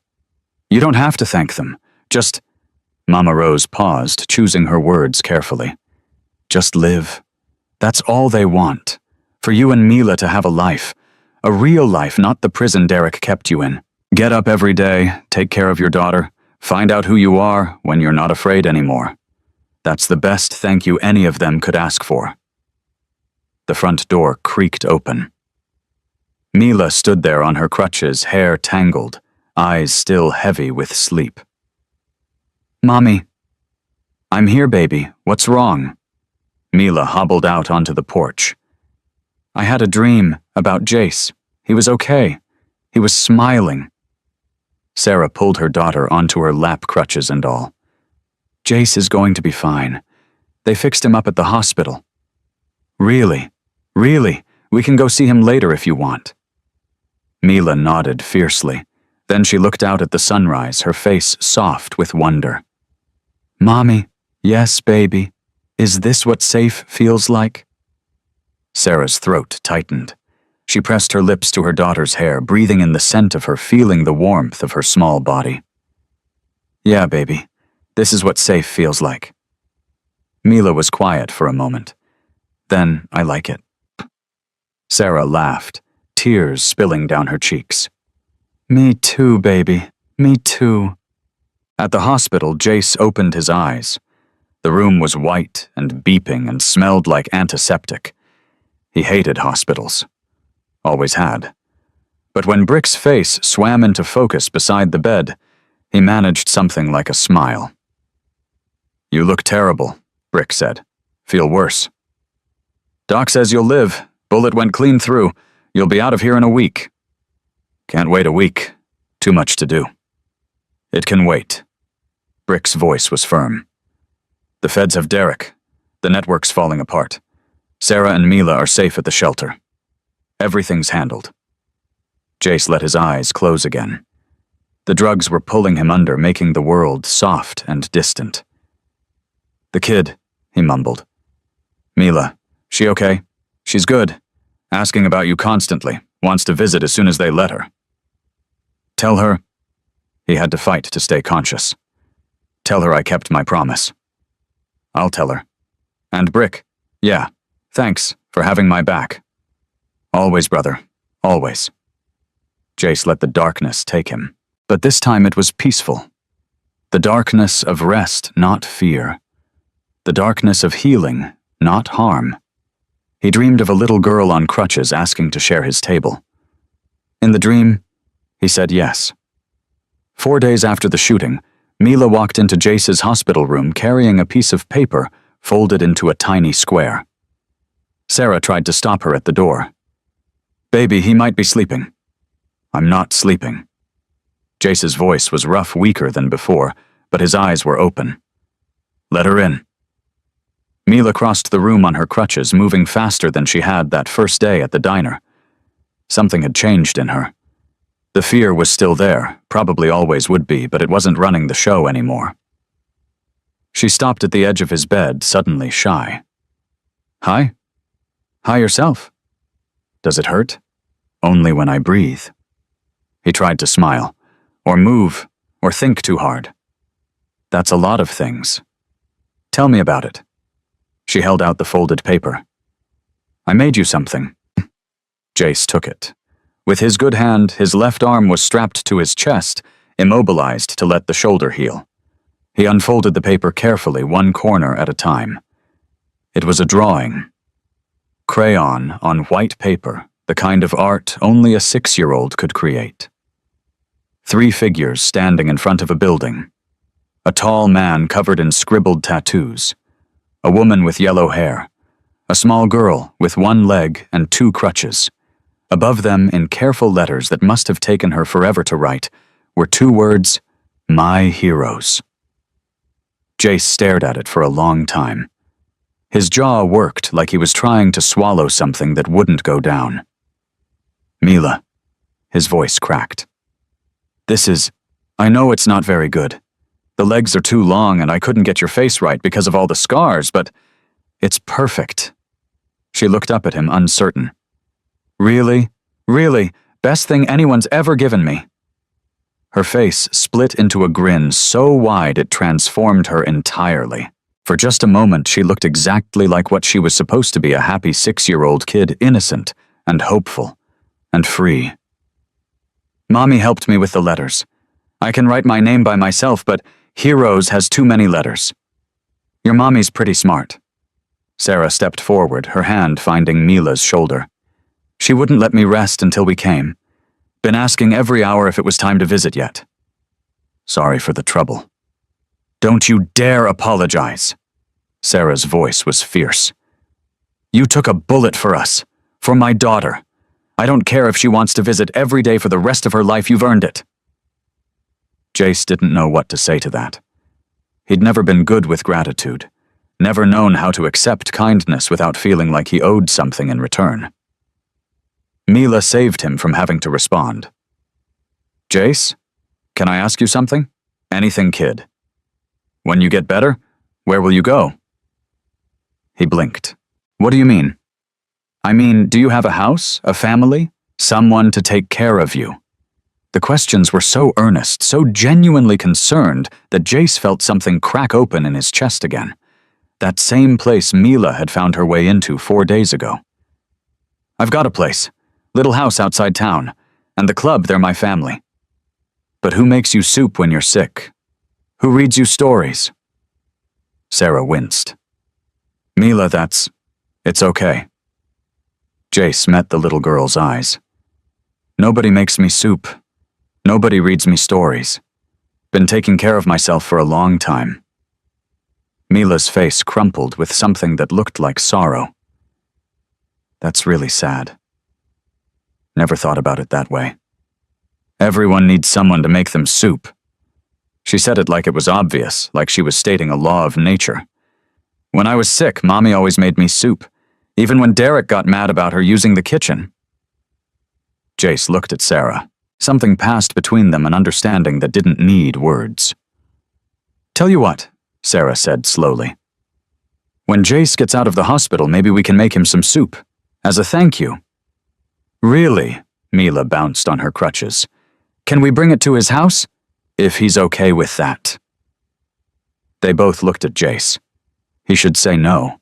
Should keep his distance, protect himself from getting too attached. That was what he'd always done. That was how he'd survived. But something about this kid, this mother, this impossible situation that had dropped into his life. I'd like that, he heard himself say. I'd like that a lot. Brick was waiting in the hallway when Sarah and Mila left. You're getting soft, Prez. Shut up. I'm serious. 4 days ago you were lone wolf Jace, eating burgers by yourself, not talking to anyone who wasn't wearing a patch. Now you're making soup dates with a 6-year-old. It's not a date. I know what I saw. Brick's voice softened. And I think it's good. You've needed someone for a long time, whether you knew it or not. Jace didn't answer. He was still holding the drawing, his thumb tracing the crayon outline of the little girl with one leg. Any news on Derek? Federal custody. They moved him to Nashville this morning. A.G. Martinez says the charges are piling up faster than they can file them. Drug trafficking, money laundering, tax evasion, assault, child abuse. Brick ticked them off on his fingers. He's looking at 3 consecutive life sentences minimum. What about the people above him? That's where it gets interesting. Martinez has been working this case for 2 years, right? Derek was just a mid-level guy. The real money, the real power, it goes way higher. How high? State Senate high. Maybe federal. Jace's eyes sharpened. You're saying Derek was connected to politicians. I'm saying the drug pipeline he was running didn't exist in a vacuum. Someone was protecting it. Someone with enough juice to keep the feds off the scent for years. And now that Derek's talking, Brick smiled, but it wasn't pleasant. Now the dominoes are starting to fall. Martinez says they've already got 3 more arrests pending, including get this a state judge who was signing off on Derek's adoption paperwork. Adoption paperwork. Yeah. Turns out Derek was trying to legally adopt Mila. Would have given him complete control over her. No way for Sarah to take her and run. Jace's good hand curled into a fist. Son of a bitch. It gets worse. The judge who was going to approve it, he's part of the network. Has been for years. They weren't just moving drugs, Jace. They were moving kids. The world went red at the edges. Jace had seen a lot of evil in his life. Had done some evil himself, if he was being honest. But this, how many? They don't know yet.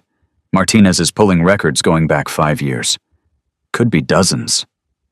And Mila was next on the list. If she hadn't run, if you hadn't been there, Brick's voice caught.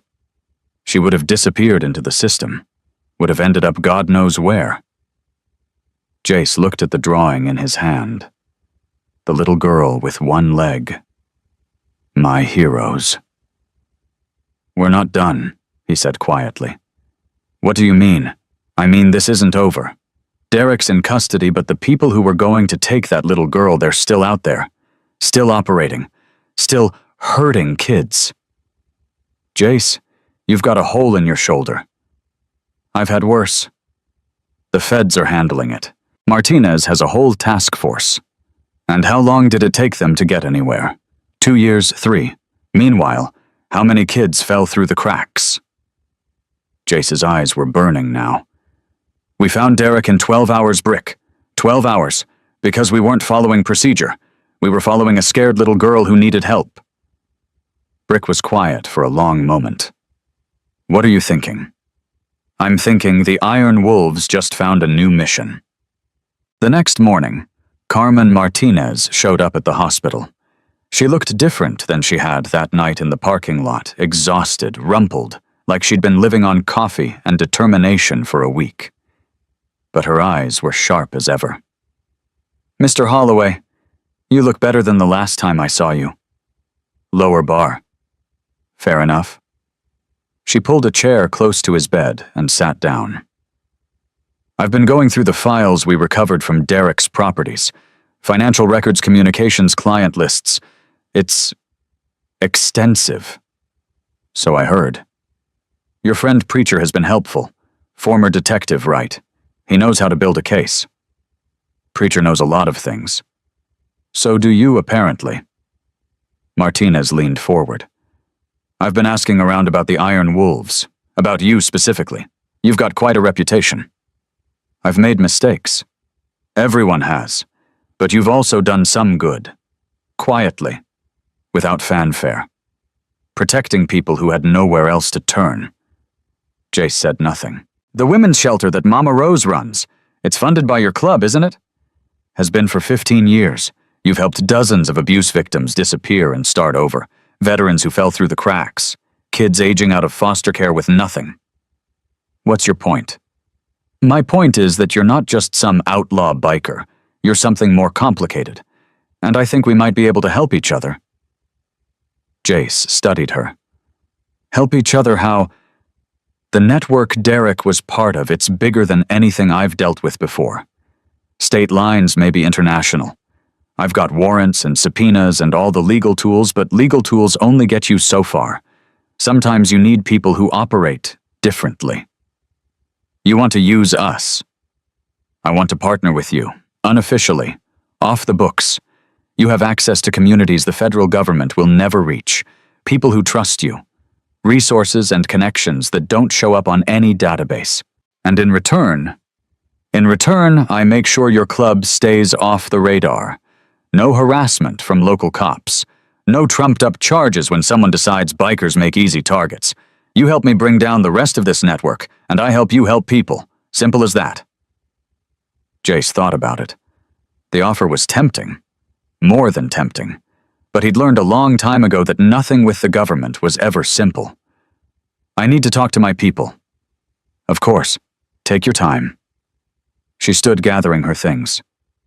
But Jace, the sooner we move, the more kids we save.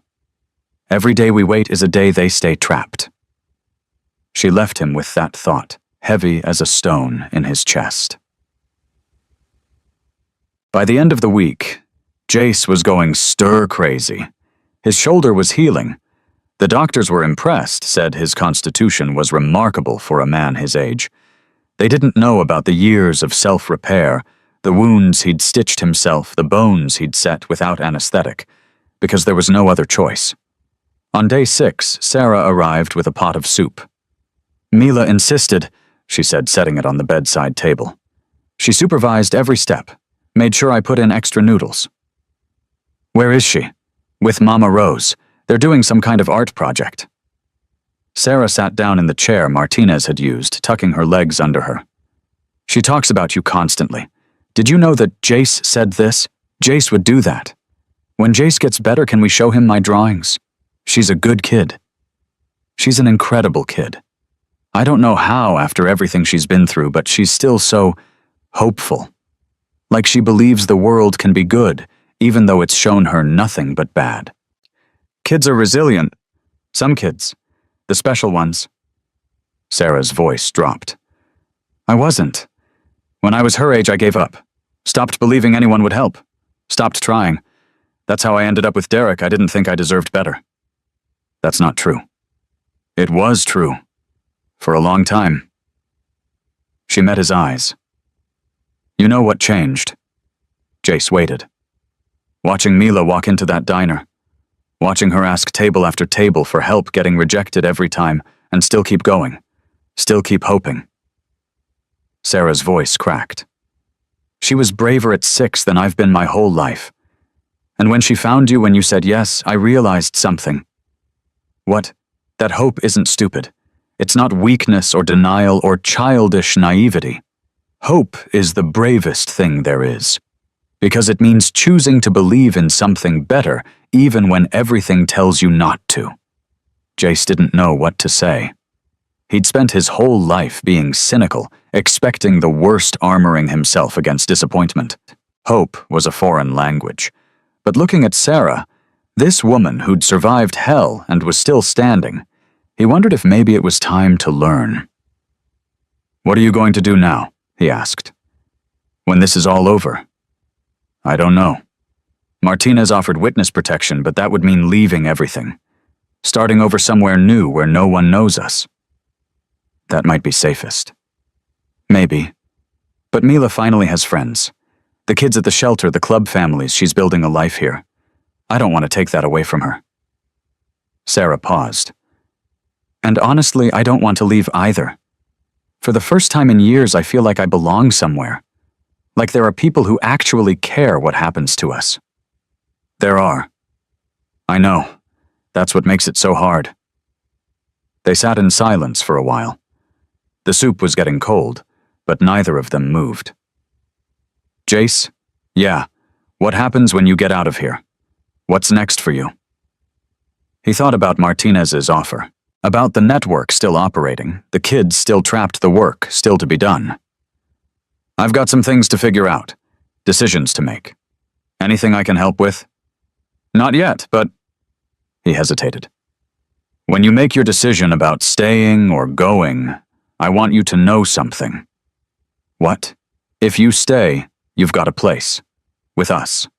The club looks after its own, and whether you know it or not, you became one of ours the moment Mila asked to share my table. Sarah's eyes filled with tears. Why? Why would you do all this for strangers? Because I remember being one. Jace's voice was rough. I remember being the kid nobody wanted, the person everyone looked away from. I remember what it felt like to think nobody in the world gave a damn if I lived or died. He met her eyes. And then someone did. Someone saw me, really saw me, and decided I was worth saving. Changed my whole life. Who? The man who started the Iron Wolves. He found me in a prison yard 30 years ago. Beat up alone, ready to let the next fight be my last. He sat down next to me and said, "You look like you could use a family." What did you say? I told him to go to hell. Jace almost smiled. He laughed and said, "Already been there. Not impressed." And then he just stayed, talked to me, day after day, week after week, until I finally started believing he meant it. That you were worth saving. That anyone was. That people could choose to be good even when it was easier to be bad. That family wasn't about blood, it was about choice. Sarah wiped her eyes. He sounds like an amazing man. He was. Died 12 years ago. Cancer. I was with him at the end. I'm sorry. Don't be. He lived the way he wanted, and died with people who loved him, around him. That's more than most get. Jace shifted in the bed, wincing as his shoulder protested. Point is, he taught me something. We don't save people because they deserve it. We save them because we can. Because the world breaks everyone, and the only thing that makes it bearable is knowing someone might catch you when you fall. Sarah was quiet for a long moment. Mila was right about you, she finally said. What did she say?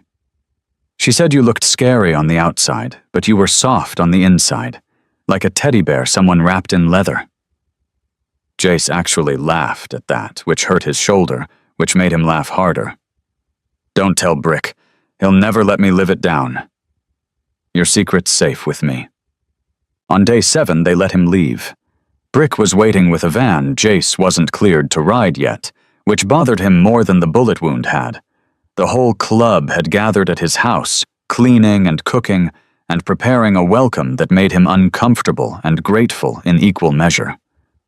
Mila was there. She'd made a banner. Purple paper glitter letters, the whole thing slightly lopsided, but made with obvious care. Welcome home, Jace. You like it? She was practically vibrating with excitement. I did all the letters myself. Sophie helped with the glitter. Sophie, she's my friend. Her daddy rides with you. She has 2 legs, but she says that doesn't matter because we both like purple, and that's more important. Jace looked at Sarah, who shrugged with a smile. They've been inseparable all week. She's doing so well. Better than I could have hoped. Kids bounce back. This one does. I think she gets it from you. Jace started to protest, but Mila was already tugging on his good arm. Come see what we made. There's cake and everything. Doc said you can't have beer because of your medicine, but Mama Rose made lemonade and it's really good. He let her pull him into his own house, surrounded by leather-clad bikers and the family they'd built from nothing, and for the first time in longer than he could remember, Jace Holloway felt like he was home. The meeting happened later that night after Mila had fallen asleep on his couch, and Sarah had carried her to the spare room. Every officer was there. Brick, Preacher, Doc, Tank, Rico, Mama Rose, the people who'd helped him build the Iron Wolves into something more than just a motorcycle club. Jace told them about Martinez's offer. All of it. The partnership. The network. The kids they could save. When he finished, the room was silent. Brick spoke first. You're talking about making enemies of people way above our pay grade. State senators, judges, maybe worse. I know. People who could destroy us if they wanted to, legally and otherwise. I know. You want to do it anyway. Jace thought about Mila, about the list they'd found with her name on it, about all the other names on that list, kids he'd never met, kids who were still waiting for someone to save them. Yeah, I do. Preacher leaned forward. The feds have resources we don't. Martinez can offer legal protection coordination information. She can also burn us the moment we're not useful anymore, Tank interrupted. Government types always do. That's why we stay independent, Jace said. We partner, but we don't merge. We help when it makes sense and back off when it doesn't. Our club, our rules. And if it goes sideways, then we do what we've always done. We survive. We adapt. We take care of our own. Mama Rose cleared her throat. Everyone looked at her. I've been running that shelter for 22 years, she said. In that time, I've seen hundreds of women come through, thousands of kids. Most of them had no one, no resources, no support, no hope. And every single time we helped one of them, we were taking a risk. Every single time we could have said it was too dangerous, too complicated, not our problem. She looked around the room.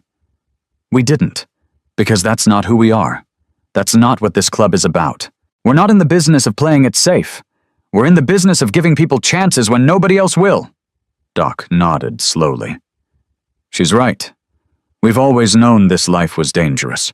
The question isn't whether we take risks. It's whether those risks are worth taking. Children, Brick said quietly. We're talking about saving children. We're talking about going to war, Tank countered. Then we go to war. Brick's voice was steady. Wouldn't be the first time. One by one, they went around the room. Vote after vote, until finally it came back to Jace. All in favor of taking Martinez up on her offer, every hand went up. Then it's decided. Jace looked at his family, his brothers and sisters, the people who'd stood by him through everything. We've got a new mission, and we're gonna see it through. Sarah found him on the porch, later staring at the stars. Big meeting. Something like that? She sat down beside him, close enough that their shoulders almost touched. I made a decision too. Jace waited. We're staying. Mila and me. No witness protection. No running. She took a breath. This is home now. Whatever comes, we're going to face it here. It might get dangerous. It's already been dangerous. At least now we're not alone. He turned to look at her. In the moonlight, her bruises were healing, fading from purple to yellow to nothing. She looked different than she had that first night. Stronger. More herself. Sarah, I know what you're going to say. That you can't protect us forever. That the club has obligations and enemies, and 100 reasons why getting attached is a bad idea. That's not what I was going to say. No. He looked back at the stars. I was going to say, I'm glad. That you're staying. That I'll get to watch that kid grow up. He stopped the words, jamming in his throat. That for the first time in a long time I've got something to fight for besides survival. Sarah's hand found his in the darkness. Just a touch. Just a connection. Two people who'd been broken by the world finding their way back to something whole. Jace, yeah, thank you. For everything. For saying yes when everyone else said no. He squeezed her hand gently. Easiest decision I ever made. 6 months changed everything. Derek Vance pled guilty to 47 federal charges on a Tuesday morning in Nashville. Sarah watched the live stream from Mama Rose's living room, Mila asleep in her lap, and felt something release in her chest that had been clenched tight for years. Life without parole, the news anchor said. No possibility of early release. Sarah turned off the television and let the silence settle around her. It was over. Finally, truly over. She looked down at her daughter, peaceful in sleep, and whispered words she'd been afraid to say out loud for 2 years. We're free, baby. We're really free. The network Derek had been part of was dismantled piece by piece over those 6 months. Martinez and her task force worked relentlessly, following every lead the Iron Wolves helped them find. State senators indicted. Judges removed from the bench. A web of corruption that had stretched across 3 states finally exposed to the light. 23 children were recovered from trafficking situations. 23 families reunited. 23 futures that might have been lost, saved because a 6-year-old girl walked into a diner and asked to share a table with a stranger. The Iron Wolves never made the news. That was part of the deal. They operated in shadows, gathering information, making connections, doing the work that badges and warrants couldn't do. When it was over, when the last arrest was made and the last child was safe, Martinez called Jace personally. We couldn't have done this without you. Yes, you could have. Would have just taken longer. Maybe. But those kids couldn't wait longer. She paused. If you ever need anything, I know where to find you. He hung up before she could say anything else. Gratitude made him uncomfortable. Always had. Mila's 7th birthday fell on a Saturday in July. She'd been living with Jace for 4 months by then. Not officially, not with paperwork and courts and legal arrangements, but practically in the way that mattered. Sarah had needed time. Time to heal, to find herself again, to become the mother Mila deserved. She worked at Mama Rose's shelter now, helping other women escape what she'd survived. She was in therapy. She was getting stronger every day. And Mila needed stability, safety. Someone who made her feel protected in a way she'd never known before. The arrangement had happened naturally, the way real families happen. Sarah came by every day, stayed for dinner most nights, sometimes slept in the guest room when it got too late. The lines between households blurred until they barely existed at all. It's unconventional, Sarah had said one night when they were sitting on Jace's porch watching the fireflies. So's everything else about this situation. You don't mind having a kid underfoot all the time? Jace had watched Mila through the window, teaching Sophie how to draw butterflies, both girls giggling at something only children understood. Honestly, can't remember what it was like before. So when her birthday came around, the whole club turned out. They transformed Jace's property into something magical. Balloons everywhere, purple, because someone had asked, and she'd whispered her favorite color like she still wasn't sure she was allowed to have one. Streamers in the trees, a banner that said, "Happy Birthday, Mila," in letters big enough to read from the road. Food covered every surface. Hamburgers and hot dogs on the grill. Potato salad and coleslaw. Chips and dip.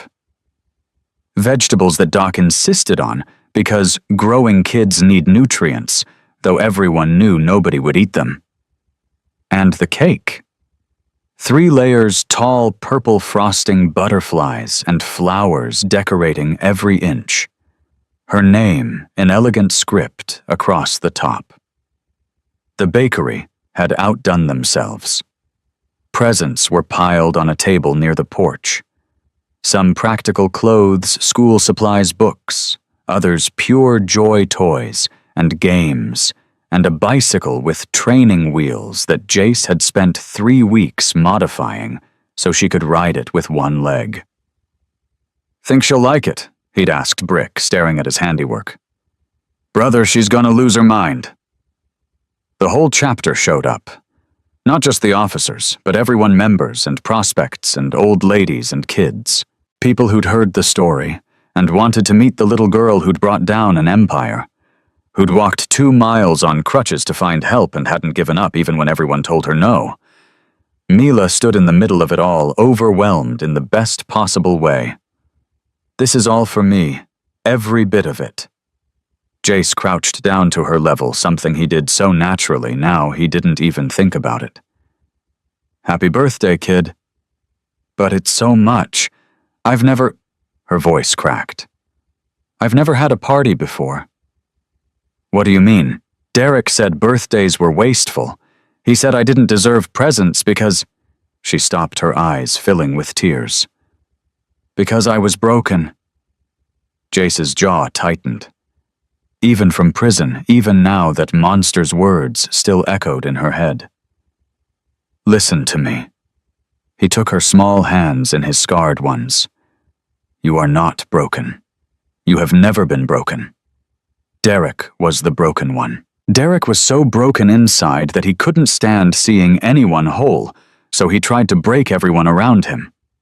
But my leg— Your leg is just part of you, like my scars are part of me. They're not flaws. They're just who we are."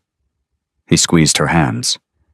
"And who you are is the bravest, strongest, most amazing kid I've ever known. You deserve every present on that table. You deserve this party and 1,000 more. You deserve everything good in this world." She stared at him with those huge brown eyes, tears spilling down her cheeks. "Do you really believe that I don't say things I don't believe?" She threw her arms around his neck, the same fierce grip she'd had in the hospital, the same desperate hold of a child who'd learned that love could be taken away without warning. "I love you, Jace." The words hit him like a bullet. Harder than the bullet, actually. That one had only torn through flesh. This one tore through something much deeper. "I love you too, kid." Awesome. He'd never said those words to anyone. Not in 45 years of living. Not to the brothers who'd become his family. Not to the women who'd passed through his life. He'd thought that part of him was dead, burned away by a childhood that had taught him love was a weakness people exploited. But holding this little girl, feeling her heart beat against his chest, he understood something he'd missed his whole life. Love wasn't weakness. It was the only strength that mattered. The party was in full swing when Sarah found him. He'd retreated to the edge of things, watching from a distance, still not quite comfortable being the center of attention, even at an event he'd helped organize. "She's having the time of her life." Jace followed Sarah's gaze to where Mila was surrounded by other kids, all of them shrieking with laughter as they played some game he didn't understand. Sophie was at her side as always. The two had become inseparable. Good. She deserves it. She does. Sarah was quiet for a moment. "So do you?" "I'm having a fine time." "You're standing alone in a corner pretending to check your phone." "I'm supervising." Sarah laughed, and the sound did something to his chest that he wasn't ready to examine too closely. "Come on," she said, grabbing his hand. "Cake time, and you're not getting out of singing." "I don't sing." "You do today. That's the rule." "I must have missed that rule. It's in the fine print of being part of this family." She tugged him toward the crowd. "No exceptions. Not even for scary bikers with face scars." He let her pull him along, grumbling for show, but secretly grateful to be included, to be wanted, to be part of something bigger than himself. The cake was perfect. Mila's face when she saw it was even more perfect. Everyone gathered around, voices joining together in the worst rendition of Happy Birthday Jace had ever heard. Off-key and too loud and absolutely wonderful. "Make a wish, baby," Sarah said. Mila closed her eyes.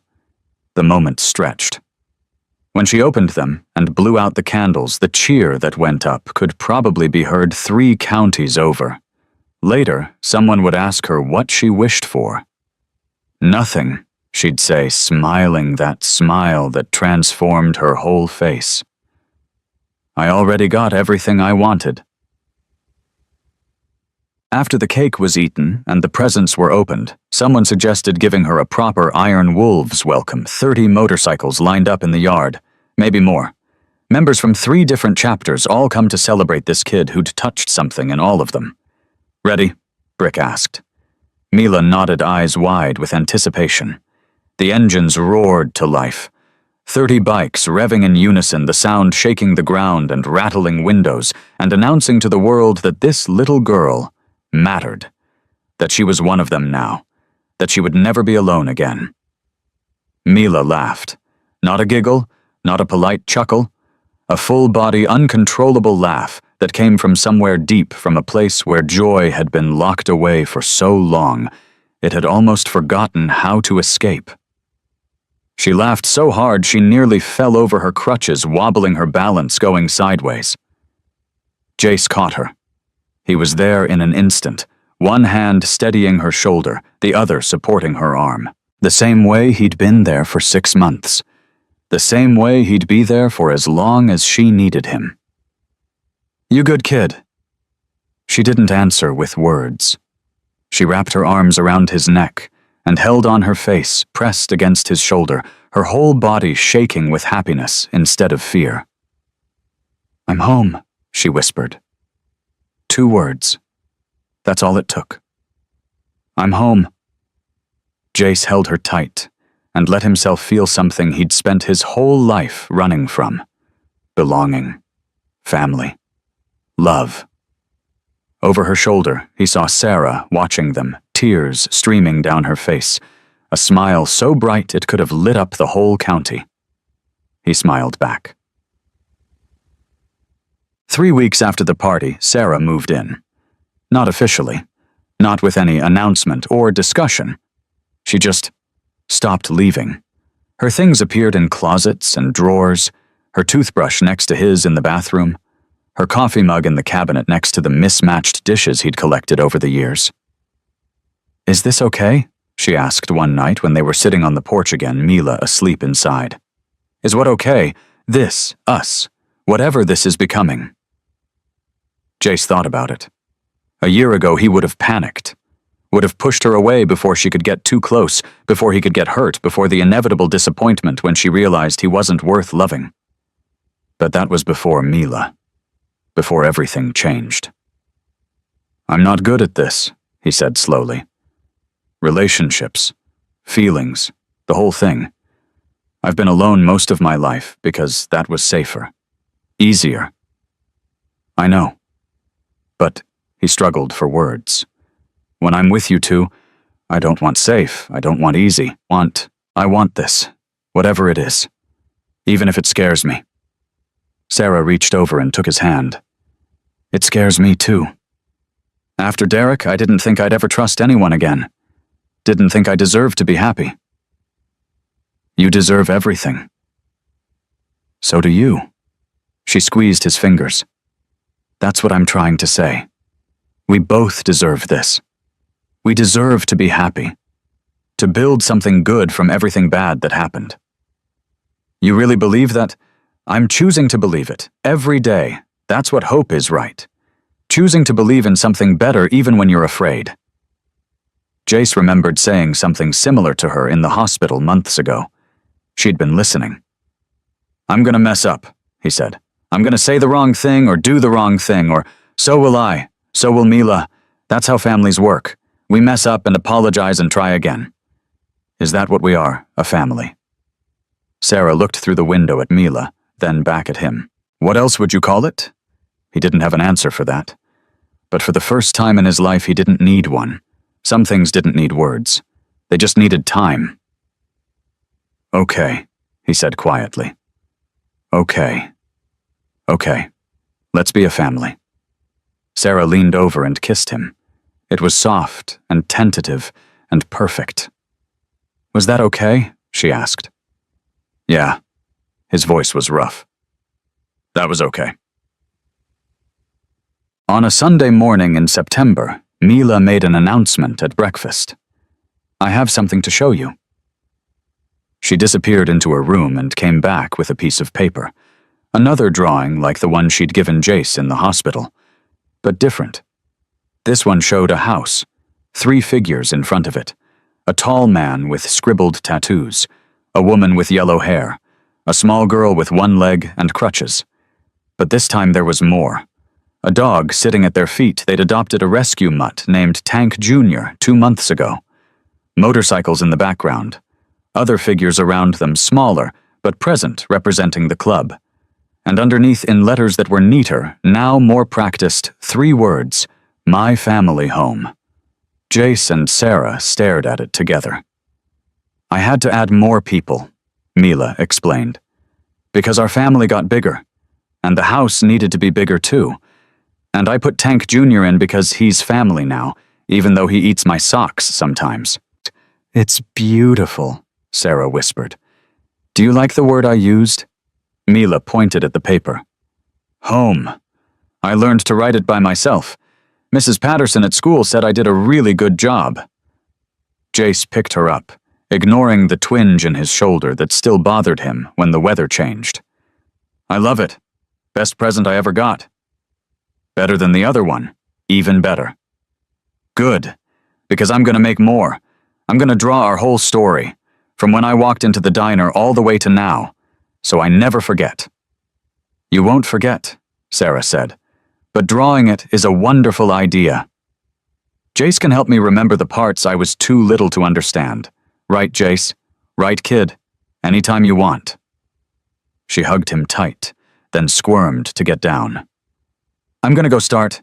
This is gonna take a lot of paper. She grabbed her crutches and took off toward her room, moving with a confidence now that hadn't existed 6 months ago. The confidence of a child who knew she was safe, who knew she was loved, who knew finally that she was home. Sarah leaned against Jace, her head on his good shoulder. Think she'll really draw the whole story? Probably. She doesn't do anything halfway. Wonder where she gets that from. Jace thought about the night they'd met, the diner, the tables that had turned her away. The moment she'd stopped in front of him and asked to share his table. I was just eating a burger, he said. If she'd come in 5 minutes later, I would have been gone. But she didn't. No, she didn't. And you said yes. Easiest yes I ever said. Sarah was quiet for a moment. Do you ever think about it? How different things would be if you'd said no like everyone else. Don't have to think about it. Didn't happen. She asked, I answered, and here we are. Here we are?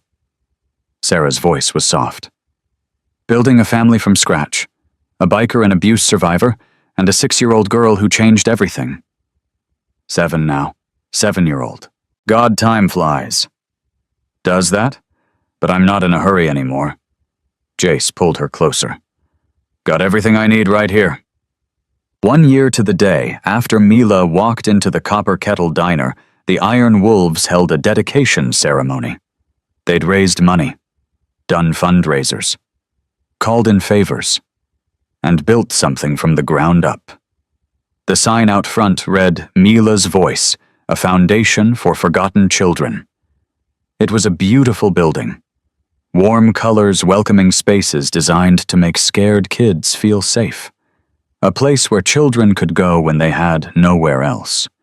Where they'd find people who would listen, believe them, fight for them. Carmen Martinez cut the ribbon. The whole club was there along with half the town.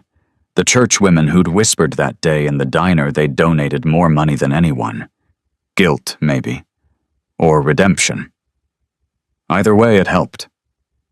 Mila stood at the front between Jace and Sarah watching the crowd. There's so many people, she whispered. They're here because of you. Because of all of us. No kid. Jace crouched down. He'd probably done it 1,000 times by now, that movement as natural as breathing. They're here because you were brave. Because you didn't give up when everyone told you no. Because you kept walking until you found someone who would help. You helped. I just said yes. You did the hard part. She thought about that for a moment. Can I say something to everyone? Sarah looked at Jace. He nodded. Go ahead, baby. Say whatever you want. Mila hobbled up to the microphone. It was too tall for her, so Brick adjusted it down, giving her an encouraging smile. The crowd went quiet. Hi, she said. Her voice shook a little, but she didn't stop. My name is Mila. I'm 7 years old. A year ago I walked into a restaurant because I was scared and hungry, and I didn't have anywhere else to go. She took a breath. Everyone said no. Everyone looked away. I thought maybe that was just how the world worked, that some people mattered and some people didn't, and I was one of the ones who didn't. Sarah wiped her eyes. Jace's jaw was tight with emotion. But then I found Jace. He was the scariest person in the whole place, big and covered in tattoos, and everyone was afraid of him. But when I asked if I could sit at his table, he said yes. He didn't look away. He didn't pretend I wasn't there. He saw me. Her voice grew stronger. And then more people came. Brick, and Doc, and Preacher, and Mama Rose, and my mommy got saved. And the bad man went to jail, and I found out that families aren't just the people you're born with. They're the people who choose you. She looked out at the crowd. This place is for kids like me, kids who think nobody cares, kids who are scared and don't know where to go. I want them to know something. She pointed at the building behind her. This is a place where someone will always say yes. This is a place where you matter. This is a place where you can find your family. She paused, gathering herself for the last part. My name is Mila. I used to think I was broken. Now I know I'm not. I'm just different. And different is okay. Different is good. Because if I wasn't different, I wouldn't have walked into that diner. I wouldn't have found my dad. The word hit Jace like lightning.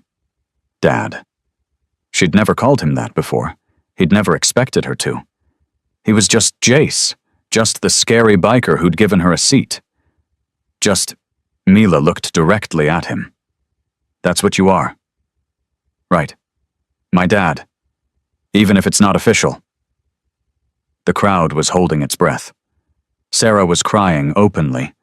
Brick was suspiciously misty-eyed. Jace walked to the microphone. He stood next to this little girl who'd changed everything, who'd walked into his life on crutches and a prayer, and refused to leave, who'd broken down every wall he'd ever built. Yeah, he said, his voice rough. That's what I am. Mila threw her arms around him. The crowd erupted in applause, and Jace Holloway, president of the Iron Wolves MC, the scariest man in Cedar Ridge, the lone wolf who'd spent 45 years convinced he didn't need anyone. He cried. Right there in front of everyone, tears streaming down his scarred face, this child in his arms, this family he'd never expected and now couldn't imagine living without. Sometimes the people you're meant to find don't come looking the way you'd expect. Sometimes they come on crutches. Sometimes they come scared and hungry and rejected by everyone else. Sometimes they just ask to share your table. And if you're brave enough to say yes, if you're open enough to let them in, they might just change your entire life. If this story moved, you share it.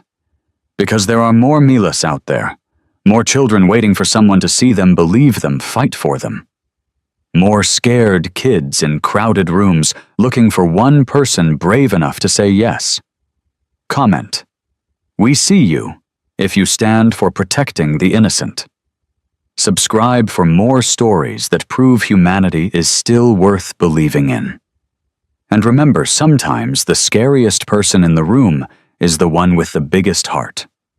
Sometimes the person everyone else looks away from is exactly the one who will fight hardest for those who cannot fight for themselves.